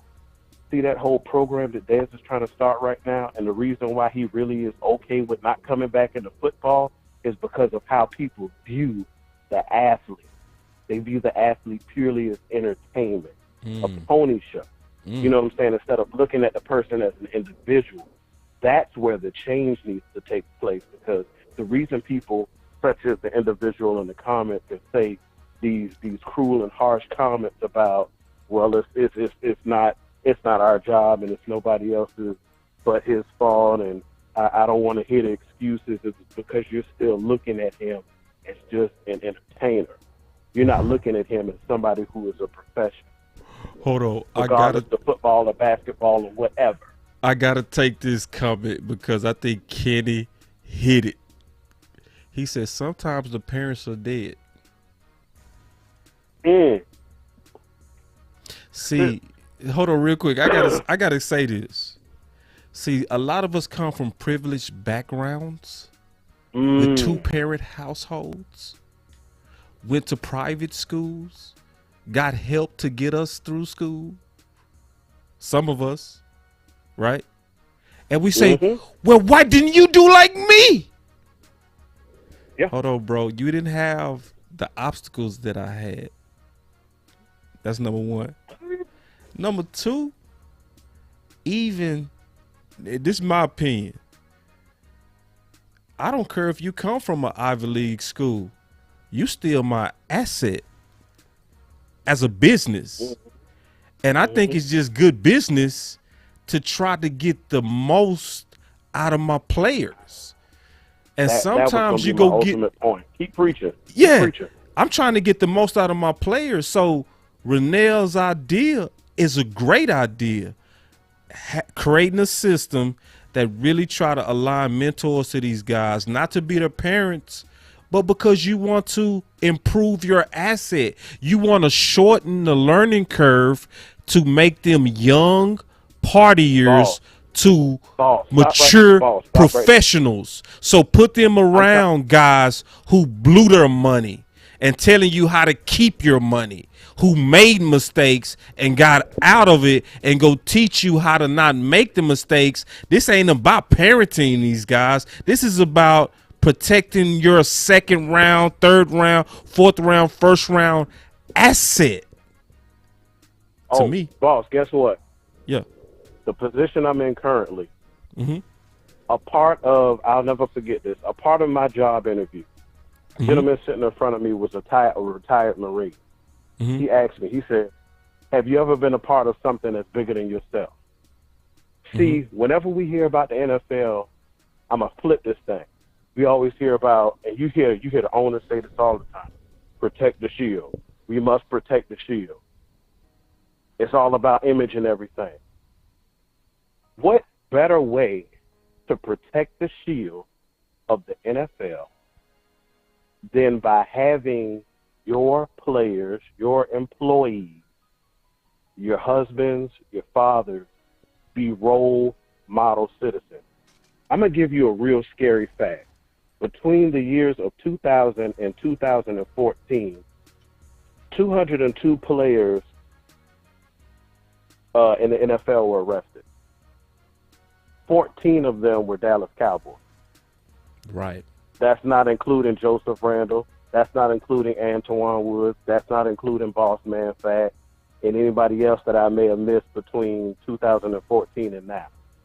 So we're talking at least 20-something players from our organization who have been arrested. There's a problem with that.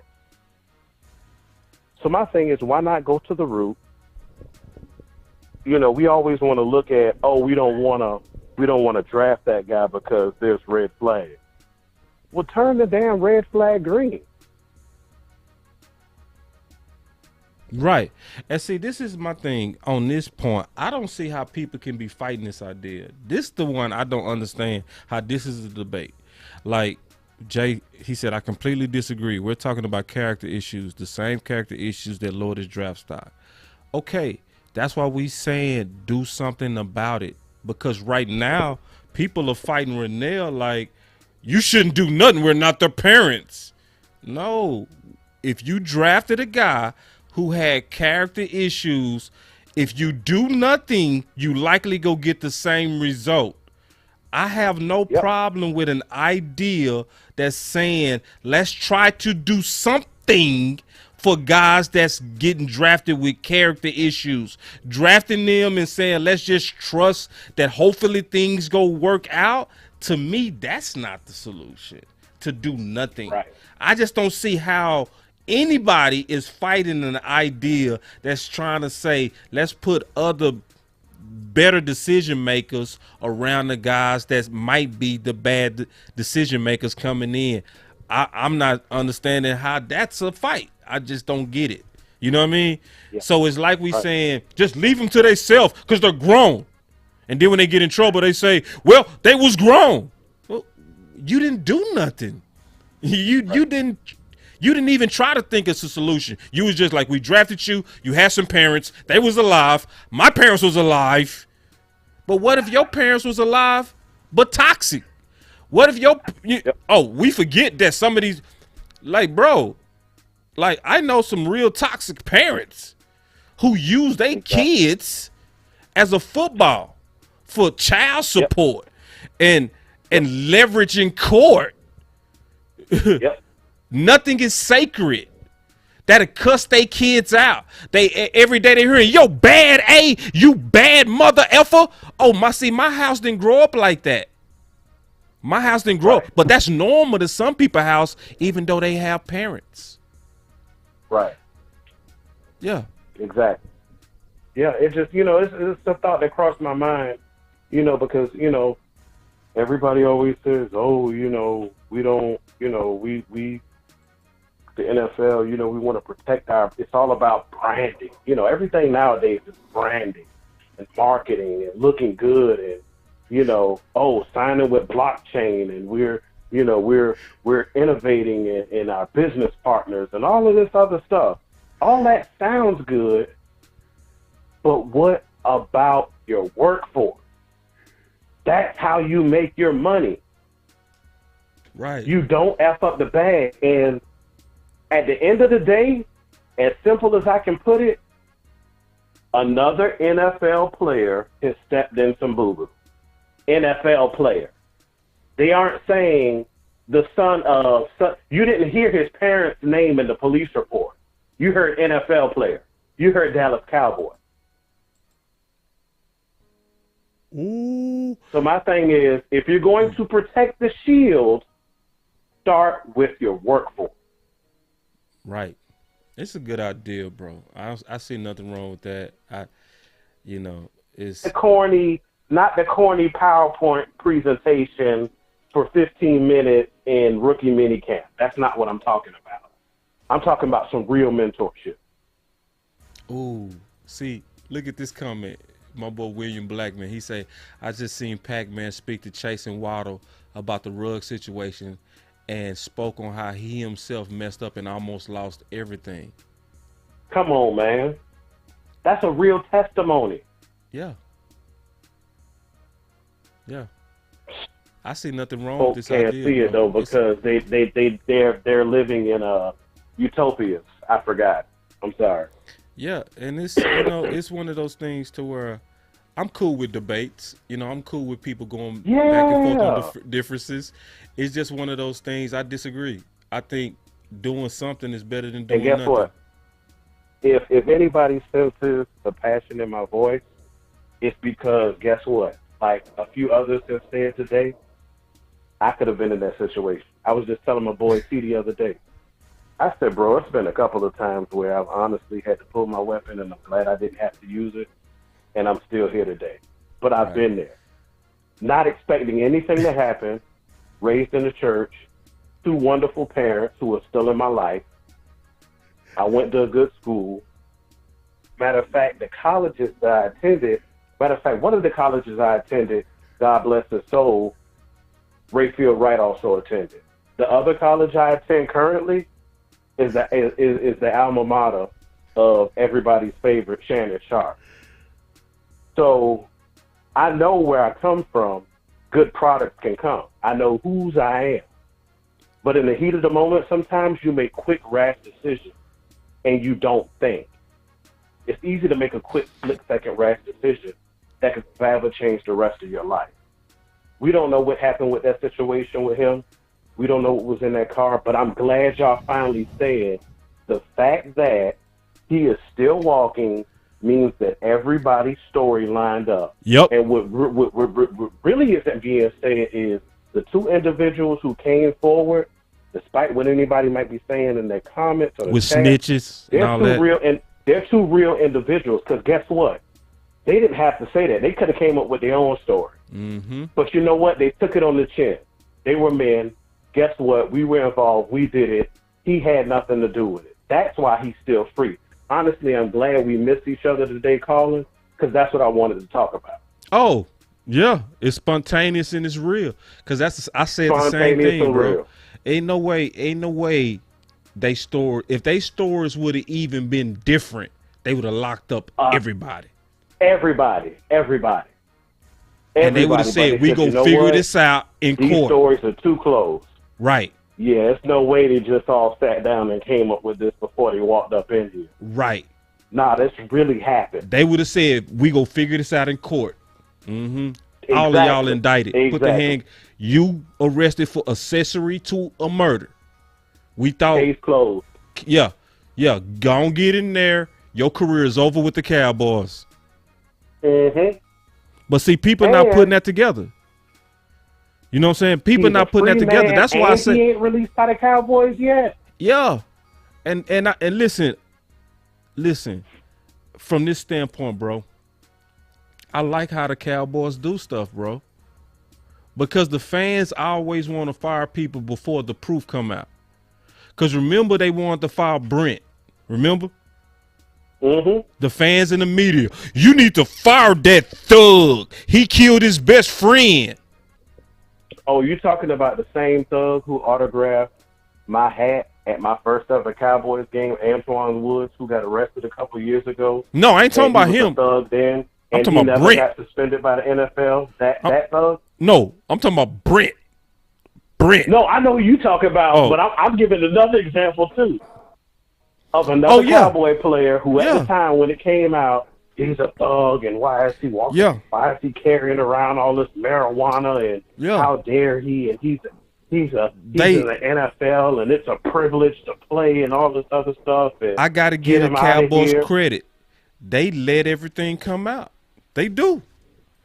And then the times I thought that they rushed to judgment, they actually didn't. Remember Lucky Whitehead? Because guess what? What we aren't seeing is the homework that's being taken place behind the scenes. You mean to tell me, but as much Jerry is Dallas. Yeah. Let's just keep it real, right? Yeah. You don't think that man got the police? Matter of fact, you don't think the police got Jerry on speed dial? Oh yeah. Hey man, just give it to me straight. What's going on with them? Yep. What's going on? Come on. Right. And this is behind the scenes. You don't hear about none of this. This ain't gonna come out in the story. Hold on. We got none of that because Jerry wants to protect who he's cool with. Hold on, Renell, hold on. They want to remain. Hold on, Renell, hold on real quick. Just real quick. We got us a fire question, and I love these type of questions because it gets down to the root of what we talking about, bro.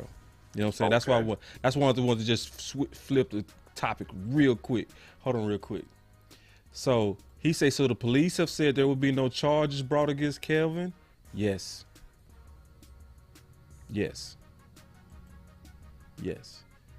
That's exactly what I'm saying. As of today, and I'm gonna show you, because this came out now from with all Clarence the evidence, Hill. with all the evidence that's known at the moment. Right. Now, that doesn't mean that new evidence can't present itself. Right. And it can change the narrative of the story. As of today. From an hour ago, there is no arrest for Kelvin Joseph. That's what we talking about. That's why the name of my thumbnail is Wake Up Call. Wake Up Call. Not because he was close. You know what this is? You know what you also could have called? You could have called it a near-death experience. Yeah. And when I say near-death, I don't mean he could have lost his life. I know what you mean. Honestly, could have been the end of his professional career. Quick. And it could have been, And this is the other part. He could have been innocent and it was still could have been the end. All their stories had to do is not align. That's what people not getting what I'm saying. Like if any one of them that came in there and had a different story, just a different story about him, thin line. They would have said, okay, we gonna let the judge and jury work this out. Because you said something different from this guy, somebody lying, there's a dead guy. In some instances, and hold on real quick. And see, check this out. So he say John Jack Taylor was saying to cut KJ no matter what. He lost a fan today. I mean, that's his judgment. That's how he thinks. That's fine. I don't think like that. That's okay. That's fine. He thinks just cut him no matter what. I'm thinking like our system was set up to think.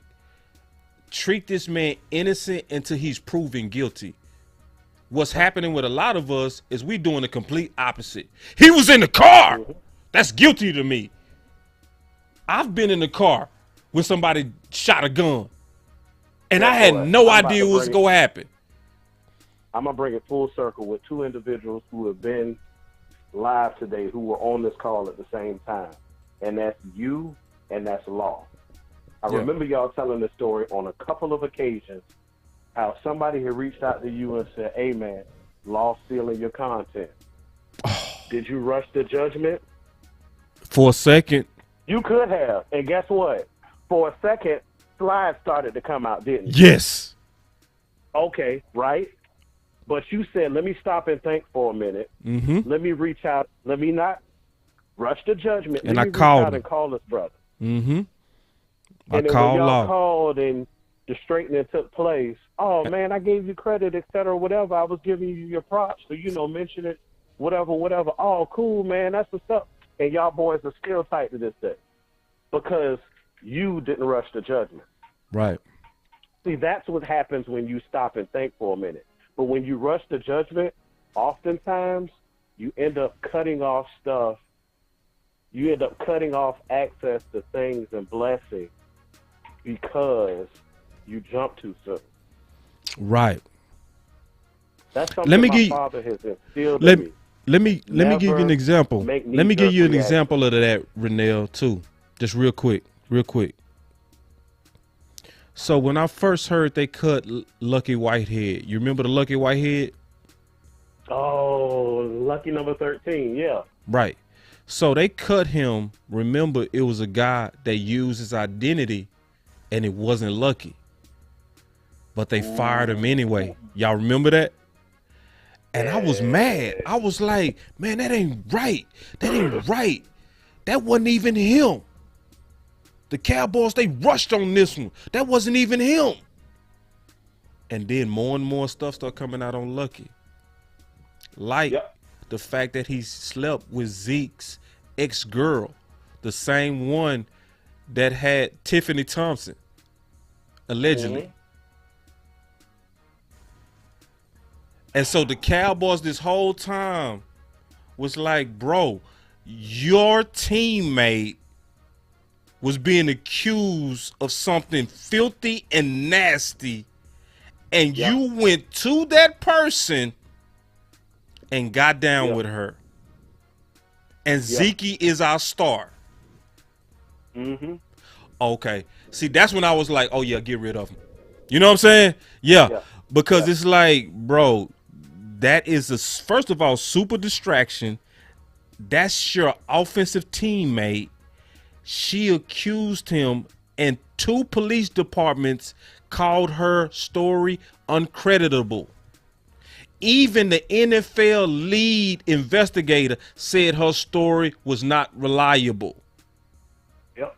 So for anybody that really did their background research from the allegations on Zeke, it pointed to 99.9999% that he was completely innocent. Yep. You know what I'm saying? And that's why I'm saying when I look at how to go into this question, boss, he said, boss, honestly, are you totally comfortable with this situation? No, I'm not comfortable with this situation. Okay. But I'm also not going to rush to assumptions because I'm uncomfortable. That's a big difference. I'm not going to leap to he's guilty because he was in a car or because he had a fight. I'm not going to connect dots of because you had a fight, you was also co-signing him to die or get shot or shot at. Yep. See, I'm not going to connect all those dots like some of y'all. I'm going to only connect what connects. He had a fight. Check. Did he co-sign the shooting? I don't know. Hold on. The other thing that we haven't seen is timeline from fight to drive by with the shots ringing out. Like, they play it in that news clip like they were fighting, they went to the car, drove off, shots rang out. We don't know how much time transpired between it. Yeah, it's like there's too many other X factors that come into play, too many questions that haven't been answered for anybody to say anything definitive. Right. So this is another thing that people never considered. What if he was in the car asleep? Yep. Huh? Since we got roaches that was in the glove compartment that saw it, right? And the camera only shows a small angle. Right. You can't even see the full fight, honestly. Now, so how do we the fight don't even matter. One of the guys or one of the victim's friends, how do we know that he didn't have a gun tucked up underneath his pants and pulled up his shirt and brandished it? Yeah. How do we know that? Yeah, it's bro. We don't know any of that. Somebody said it best. The people who know the real story is Boss Man, them two witnesses, and them detectives. Yep. Because they heard the story from three people. And when three people talk, one of them was decided he ain't had nothing to do with this. And all you got to do, just go watch first 48. You go see that. You go see that happen a lot. You go see I believe his story, and they go let that person go. They do it all the time. Just go watch the first 48. They do it all the time. Yeah, they say I believe that story aligns to the other people. I think he telling the truth. I think he had nothing to do with it. I think he was. Everybody said he was in the back sleep. Yep. You know what I'm saying? I'm just throwing that out there. Or everybody said the same thing, that Boss Man took the gun from him, or Boss Man had a fight with him because he was upset that he was shooting in the public. We don't know what happened. All I know from how DPD worked is them stories aligned. And everybody's saying he's a rat. If Boss Man is truly a rat, he is not a free man today. Right. Well, bro. So, yeah. If he's a rat, he's not a free man, because his story is going to counter what his other two buddies say.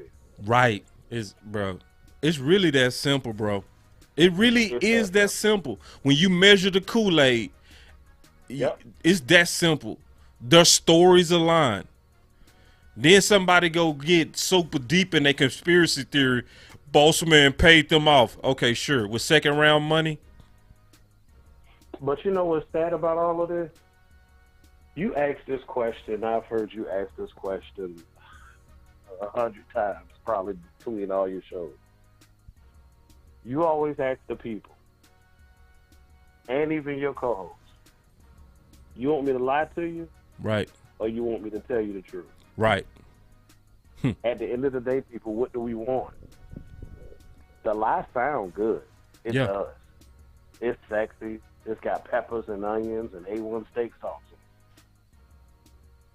But there's simplicity in the truth. There's justice in the truth. There's vindication in the truth. But in the world that we live in nowadays with reality TV and all of this stuff that you see going on in great TV shows,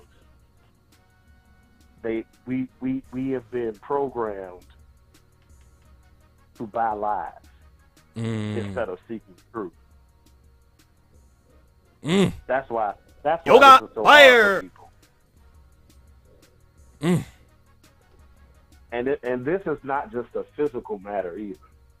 This is a spiritual matter because this tugs and pulls on the spirits of people's true character. Boy, you going hard. I ain't got nothing else to say, bro. Man, goodness gracious, boy. I'm Fantastic done, man. call, big dog. I can keep going, but they ain't gonna hear it. Now, give him a break, bro. Give him a break. They can handle it. As always, though, man, it was a pleasure, though. It was a pleasure to me, too, big dog. That was Renell, man, making his voice matter.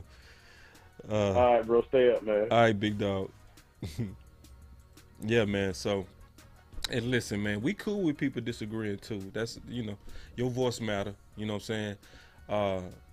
It's just, I'm giving my perspective on this because I really took my time to think this through. I'm going to take another call. Boss Cowboy Sports. Oh yeah, it's your boy Eastside. How you doing, sir? What's up, East? What you got, bro? Oh man, hey man, I just came to talk on the situation, man. I just hear all this forgiveness and compassion, man, and it was another guy that got in a situation a while back, Mr. Watson, and all this compassion and forgiveness. It never went nowhere, but now all of a sudden. You could be a rapper and you can live and say you about that life, but all of a sudden you got in a fight, you in the car with these guys, but all of a sudden you just separate yourself from the situation. I don't know how that works. I don't know. You from Baton Rouge, you a rapper. So what you saying, man? Get to the point. What are you saying, bro? What I'm saying is all these people that was speaking on Watson and all this, never let that go. But now all of a sudden you got forgiveness in your heart. It's like you found the Lord and Jesus. Oh, I got you. Hold on. Hold on, Eastside. It wasn't here. Eastside. So what you saying is Dallas Cowboy fans was hating on Watson. Is that what you saying? Yes. Talking about how could he? How could he get these massages? Man got massages. How you can forgive murder, but you can't forgive massages? Eastside. I do understand that you want the Houston Texans to be relevant, but not today. Relevant. Yeah, you want them to be relevant because you reaching. I'm gonna turn you $230 off. Listen, you keep cutting me off. I'm gonna hang you up. You already know. So just act right, big dog. All right. Have some protocol to the show. Don't cut me off. You know what I'm saying? So we go back and forth with this. So, in terms of Watson, you didn't hear no Cowboys podcaster talking about Deshaun Watson. You didn't see us talking about it in the chat. You didn't see it. We focus on us, not y'all. Versus what you do is you focus on us and not y'all. So it's real cheap that you go use this situation to try to get relevancy from a quarterback that's not even your quarterback no more. That's actually thirsty as fuck, bro. And chill out. I hear you, sir. I just see a difference. Everybody's forgiving, and they didn't found the Lord. You just using us for clout. Opinion, brother. You using us for clout, bro. And that's listen. Clout? You are, bro, and that's cool. I'm gonna have some fun with you for a moment, but I really wanted to just have a serious conversation on a serious issue.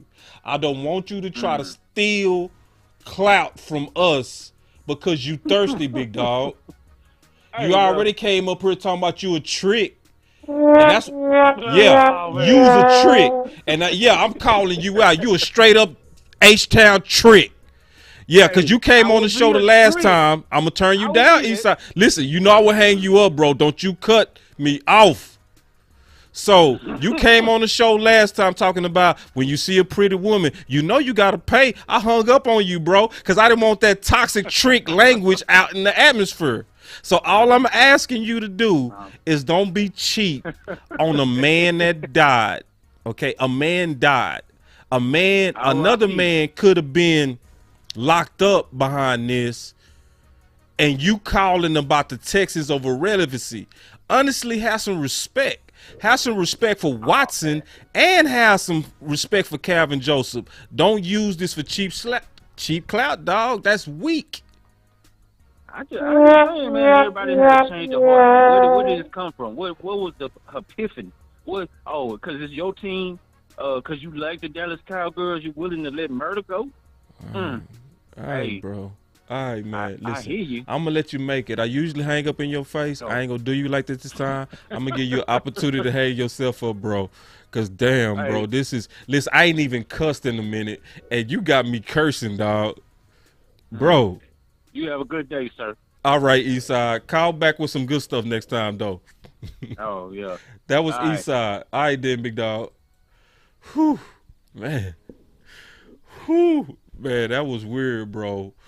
Dog, but Eastside, my boy, but bro, Eastside, come on, bro. You can't be doing that, bro. Not on when somebody died. Nah, not when somebody, could be locked up. Let's be serious sometime, bro. Just sometime. Boss Cowboy Sports, Freestyle, Monday. What's up, boss? What's up with it? This your boy Dirk. You know who this is, right? Yeah, I know. What's up, Dirk? What you got?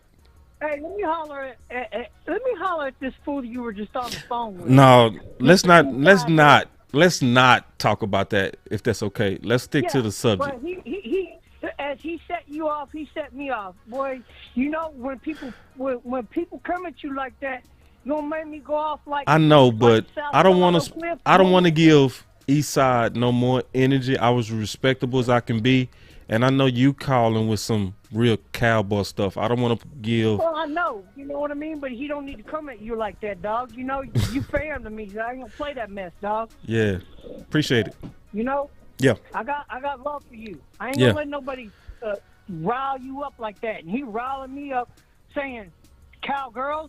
That was cheap. Texans that ain't got a quarterback, ain't got nobody, and you trying to get Clout off of Boss Cowboy. He's gone with that mess, cuz.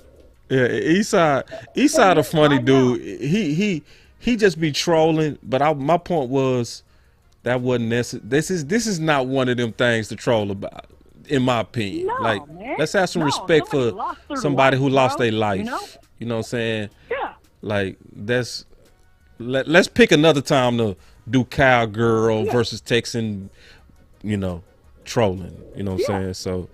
Yeah, that's just inappropriate. I called to talk to you about this draft I'm going to down here in Las Vegas, dog. I'm going live. I got some VIP passes. I might get to announce a pick, maybe. Wait. Yoga fire. Wait. You shocked me on that one, bro. Hold on. Yeah, Yoga fire. If you walk up on that stage... Yeah. I'm going to say that. I'm going to bring it. I'm going to bring that passion, baby. I do know. Right on front of center stage, homie, with that Michael Parsons jersey and that Dallas Cowboys cap, bruh. I know, and I do know. You're going to do just that. But, man, what's your thoughts on this boss man stuff? Rowdy. What's your thoughts on this boss man stuff, man? What's your thoughts? Hey, man, I mean, Kelvin needs to learn from this situation. Like I was telling Voss earlier today, right? Okay? I was telling Voss Labardi, because I was on there with him and Sky, telling them, people who are 22 years old, they're young, and they don't realize, he put himself in that situation because he's a grown man. But at the same time, it could have been a whole lot worse for him. So hopefully this wakes him up and he realizes that you learn from this situation. You say your prayers to Jesus Christ, because like I do every day. I'm thankful for what I got and what I'm blessed with, even though I don't have a lot. But I got people that love me, and I love myself, and I love my Cowboys first and foremost, along with God. I put God first, but at the same time, like he needs to realize, hey, you made a mistake, learn from it, prove your worth on the field, learn from this situation, and don't let it happen again. Because it could have been a lot worse for this man, and I think he knows this. So at the end of the day, we'll see what happens. Hopefully he don't get suspended or anything, but you know, it is what it is. You got to take your lumps, you know, because, you know, when you do things, there is some kind of consequences. So hopefully it's not all bad for him, you know. Hopefully it's good, more like than bad, you know what I mean? So that's what I got to say about that, you know. And you know me, I'm with you on the draft picks, like going off offensive line first, but you know who I really want? I want my boy Treylon Burks. I want him at 24. That boy Trill. I'm gonna rock with that all day, homie. You know? I would love that pick too. But hey, Daryl, yeah. I'm finna end the show. All right. All right, big dog. I just want to give you some love before I went back to work. You know, I love you. And hopefully I get to see you at the draft one of these days. I know you're not going to be out here probably, but, you know, I love you and you're a fan to me. And, you know, I don't let nobody do that with you. Not OC, not nobody. You know, you guys are family to me. I ain't going to play that, man. Yeah. No, I know how you rock there, man. I appreciate it. I ain't going to make it this year, but I'll make it one day. We'll do the draft. All right? Yeah. No problem. I'd love to meet you in person. You know you fan of me, so God bless. Have a great night, and I will talk to you again sometime. All right, sounds good. But that was Durr. So, I know now.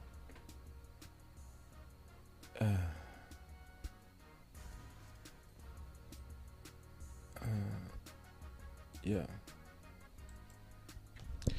My boy Jay say, can we stop using the word young on men 18 plus? Yeah.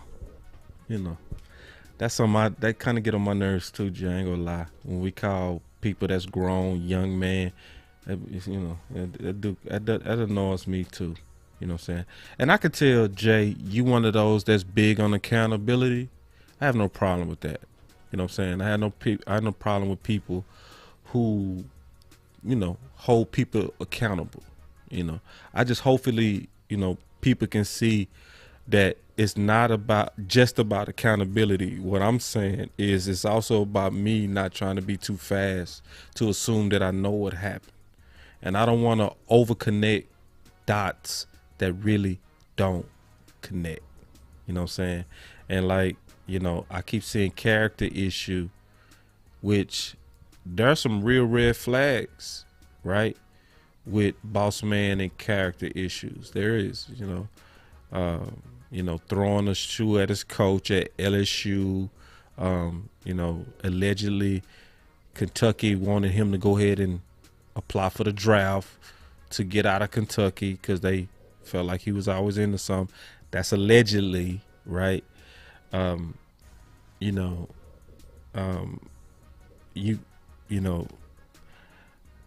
actually, you know, spending a lot of time on that music, from appearances, it can look like you're not as focused on football, right? But I still don't want to connect dots that don't connect, right? Because we're talking about a murder, and then we're talking about a fight. You know what I'm saying? Yeah, we got to be careful when we start trying to connect those dots. I think all of us should be slow when it comes down to connecting murder dots. Character dots, decision-making dots, yeah, you can connect those. But murder, accessory, that's why y'all only hearing from Boss Monday. I took my sweet time on this one. I went in a rush. Let me talk about Boss Man, new content. No, I want to sit back. I want to watch this. I want to digest this. I want to look through the evidence. I want to wait to see what was going to happen after they all went in that room with the detective. You know what I'm saying? And I took my sweet time, chilled out. It's okay. Now, after they all talk to the detectives, now this is the right time to me. And somebody said, cut Boss Man. It's only one reason to me cutting Boss Man would make sense. Only one.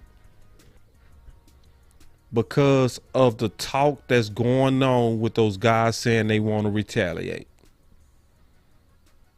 That would be the only reason. Because it would be like, if there's a risk that they could retaliate on him, he is also around my other assets. How real is that threat? That's what somebody would have to be thinking about. And if I was Jerry, I would be putting some resources on trying to find that out. Like, are these guys really, truly, these boys putting revenge on Crip? You better understand. Say, it's a code. Yeah, it's a real code. When you start putting stuff on Crip, if it's real, you know what I'm saying? So retaliation is just real. You know, there's the justice system and the street justice. And somebody needs to be talking to Jerry and them about the risk of street justice. And I'm going to be honest, I would keep Boss Man away from all my assets. I would. I would be like, no, bro, I don't want him doing video shoots with Dak. Cause that could be the day retaliation happen. I don't want him with Parsons. Whatever he do in terms of endorsement deals and things like that, work that out on your own. But I'm not going to be, you're not going to be at the Earl Spence fight sitting right next to Michael Irvin. Because a guy is dead and it looks like some of his family is affiliated. So, and that needs to be looked into.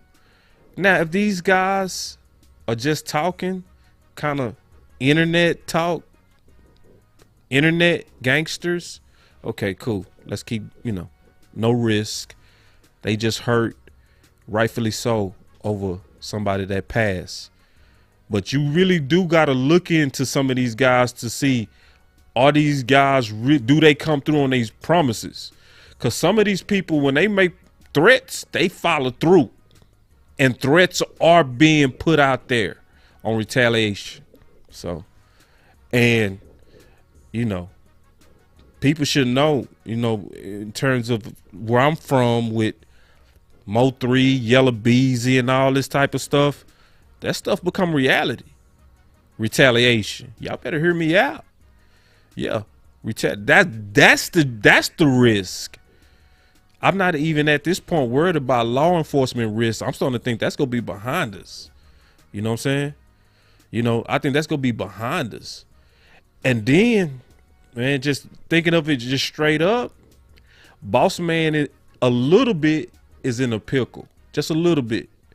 Because he definitely, from street justice, now we talking street justice. From street justice, he almost can't turn his back on his homies. Because if he do, he isolated.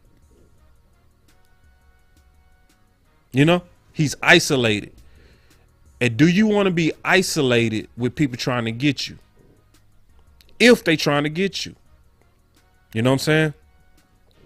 So it's just one of those things, man, to sum this up, and I'm going to conclude the show. What I really hope that happens is some OGs get around, boss. Real ones. Not original gangsters. But like Keystone said,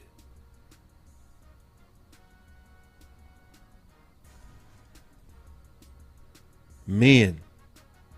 Like real men. Like men that'll really talk to him, like, say, bro, let's really talk through this. Let's talk through how to make your moves here.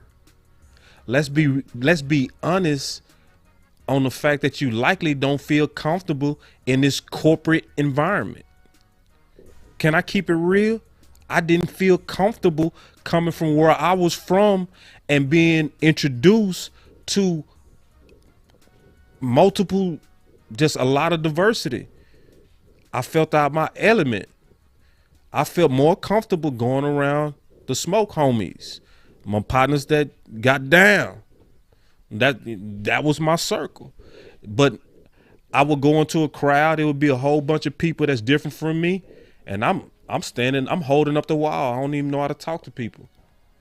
But now, from being mentored and actually dealing with some OGs like men, now I know how to own a room. I don't care what color's in there. I'ma own that room. I'ma network like it ain't nothing. I'm network. Jerry Jones will be sitting right there. I have a conversation like it ain't nothing. Ain't scared of him. Won't be like, oh, that's Jerry. Oh, hey Jerry, finally get to meet you, you know, and do my thing. Talk to him, you know, versus I couldn't. So who's the person that's gonna help him transition as a professional? You know what I mean? Because if you leave him to himself, he go to where he comfortable. I'm comfortable with my hood homies. You know what I'm saying? You know, you can even look at Jay-Z. It was a time you could tell Jay-Z was somebody that had one image, just one. It was the rap image, right? Same thing with Puff Daddy. Puff Daddy, he was hanging mostly with the rap homies until it started being some shootouts because of the life. And boys is really living it around you. And boop, boop, boop, boop, boop, boop. Stuff take off that you had nothing to do with. So it's one of those things, man. I just pray that people get around him that can be outside of the circle he's comfortable with, that can try to transition him into a professional. You know what I mean? And he can do it. You know, it's players that did it.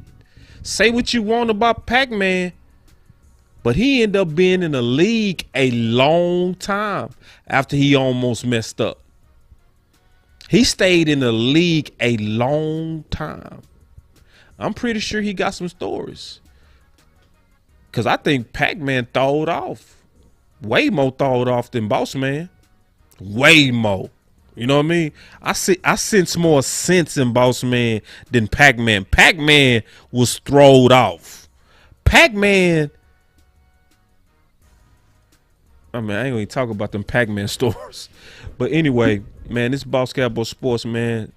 Thank y'all for coming out to Freestyle Monday. I love taking these phone calls because y'all make the show fire. I love all the back and forth, even the disagreements. But, man, you know, that man is innocent until I see proof that he's guilty. And I'm going to treat him that way. I ain't going to judge him. I'm going to hope the best for him. And I'm going to hope he change for the better until he prove otherwise. It's Boss Cowboy Sports. Peace.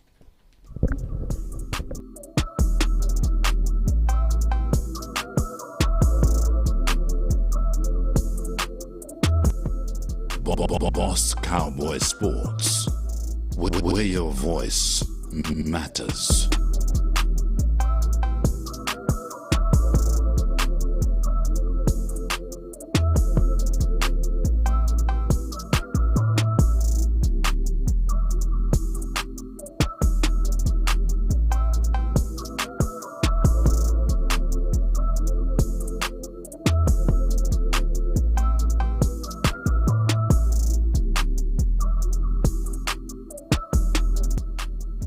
Boss Cowboy Sports.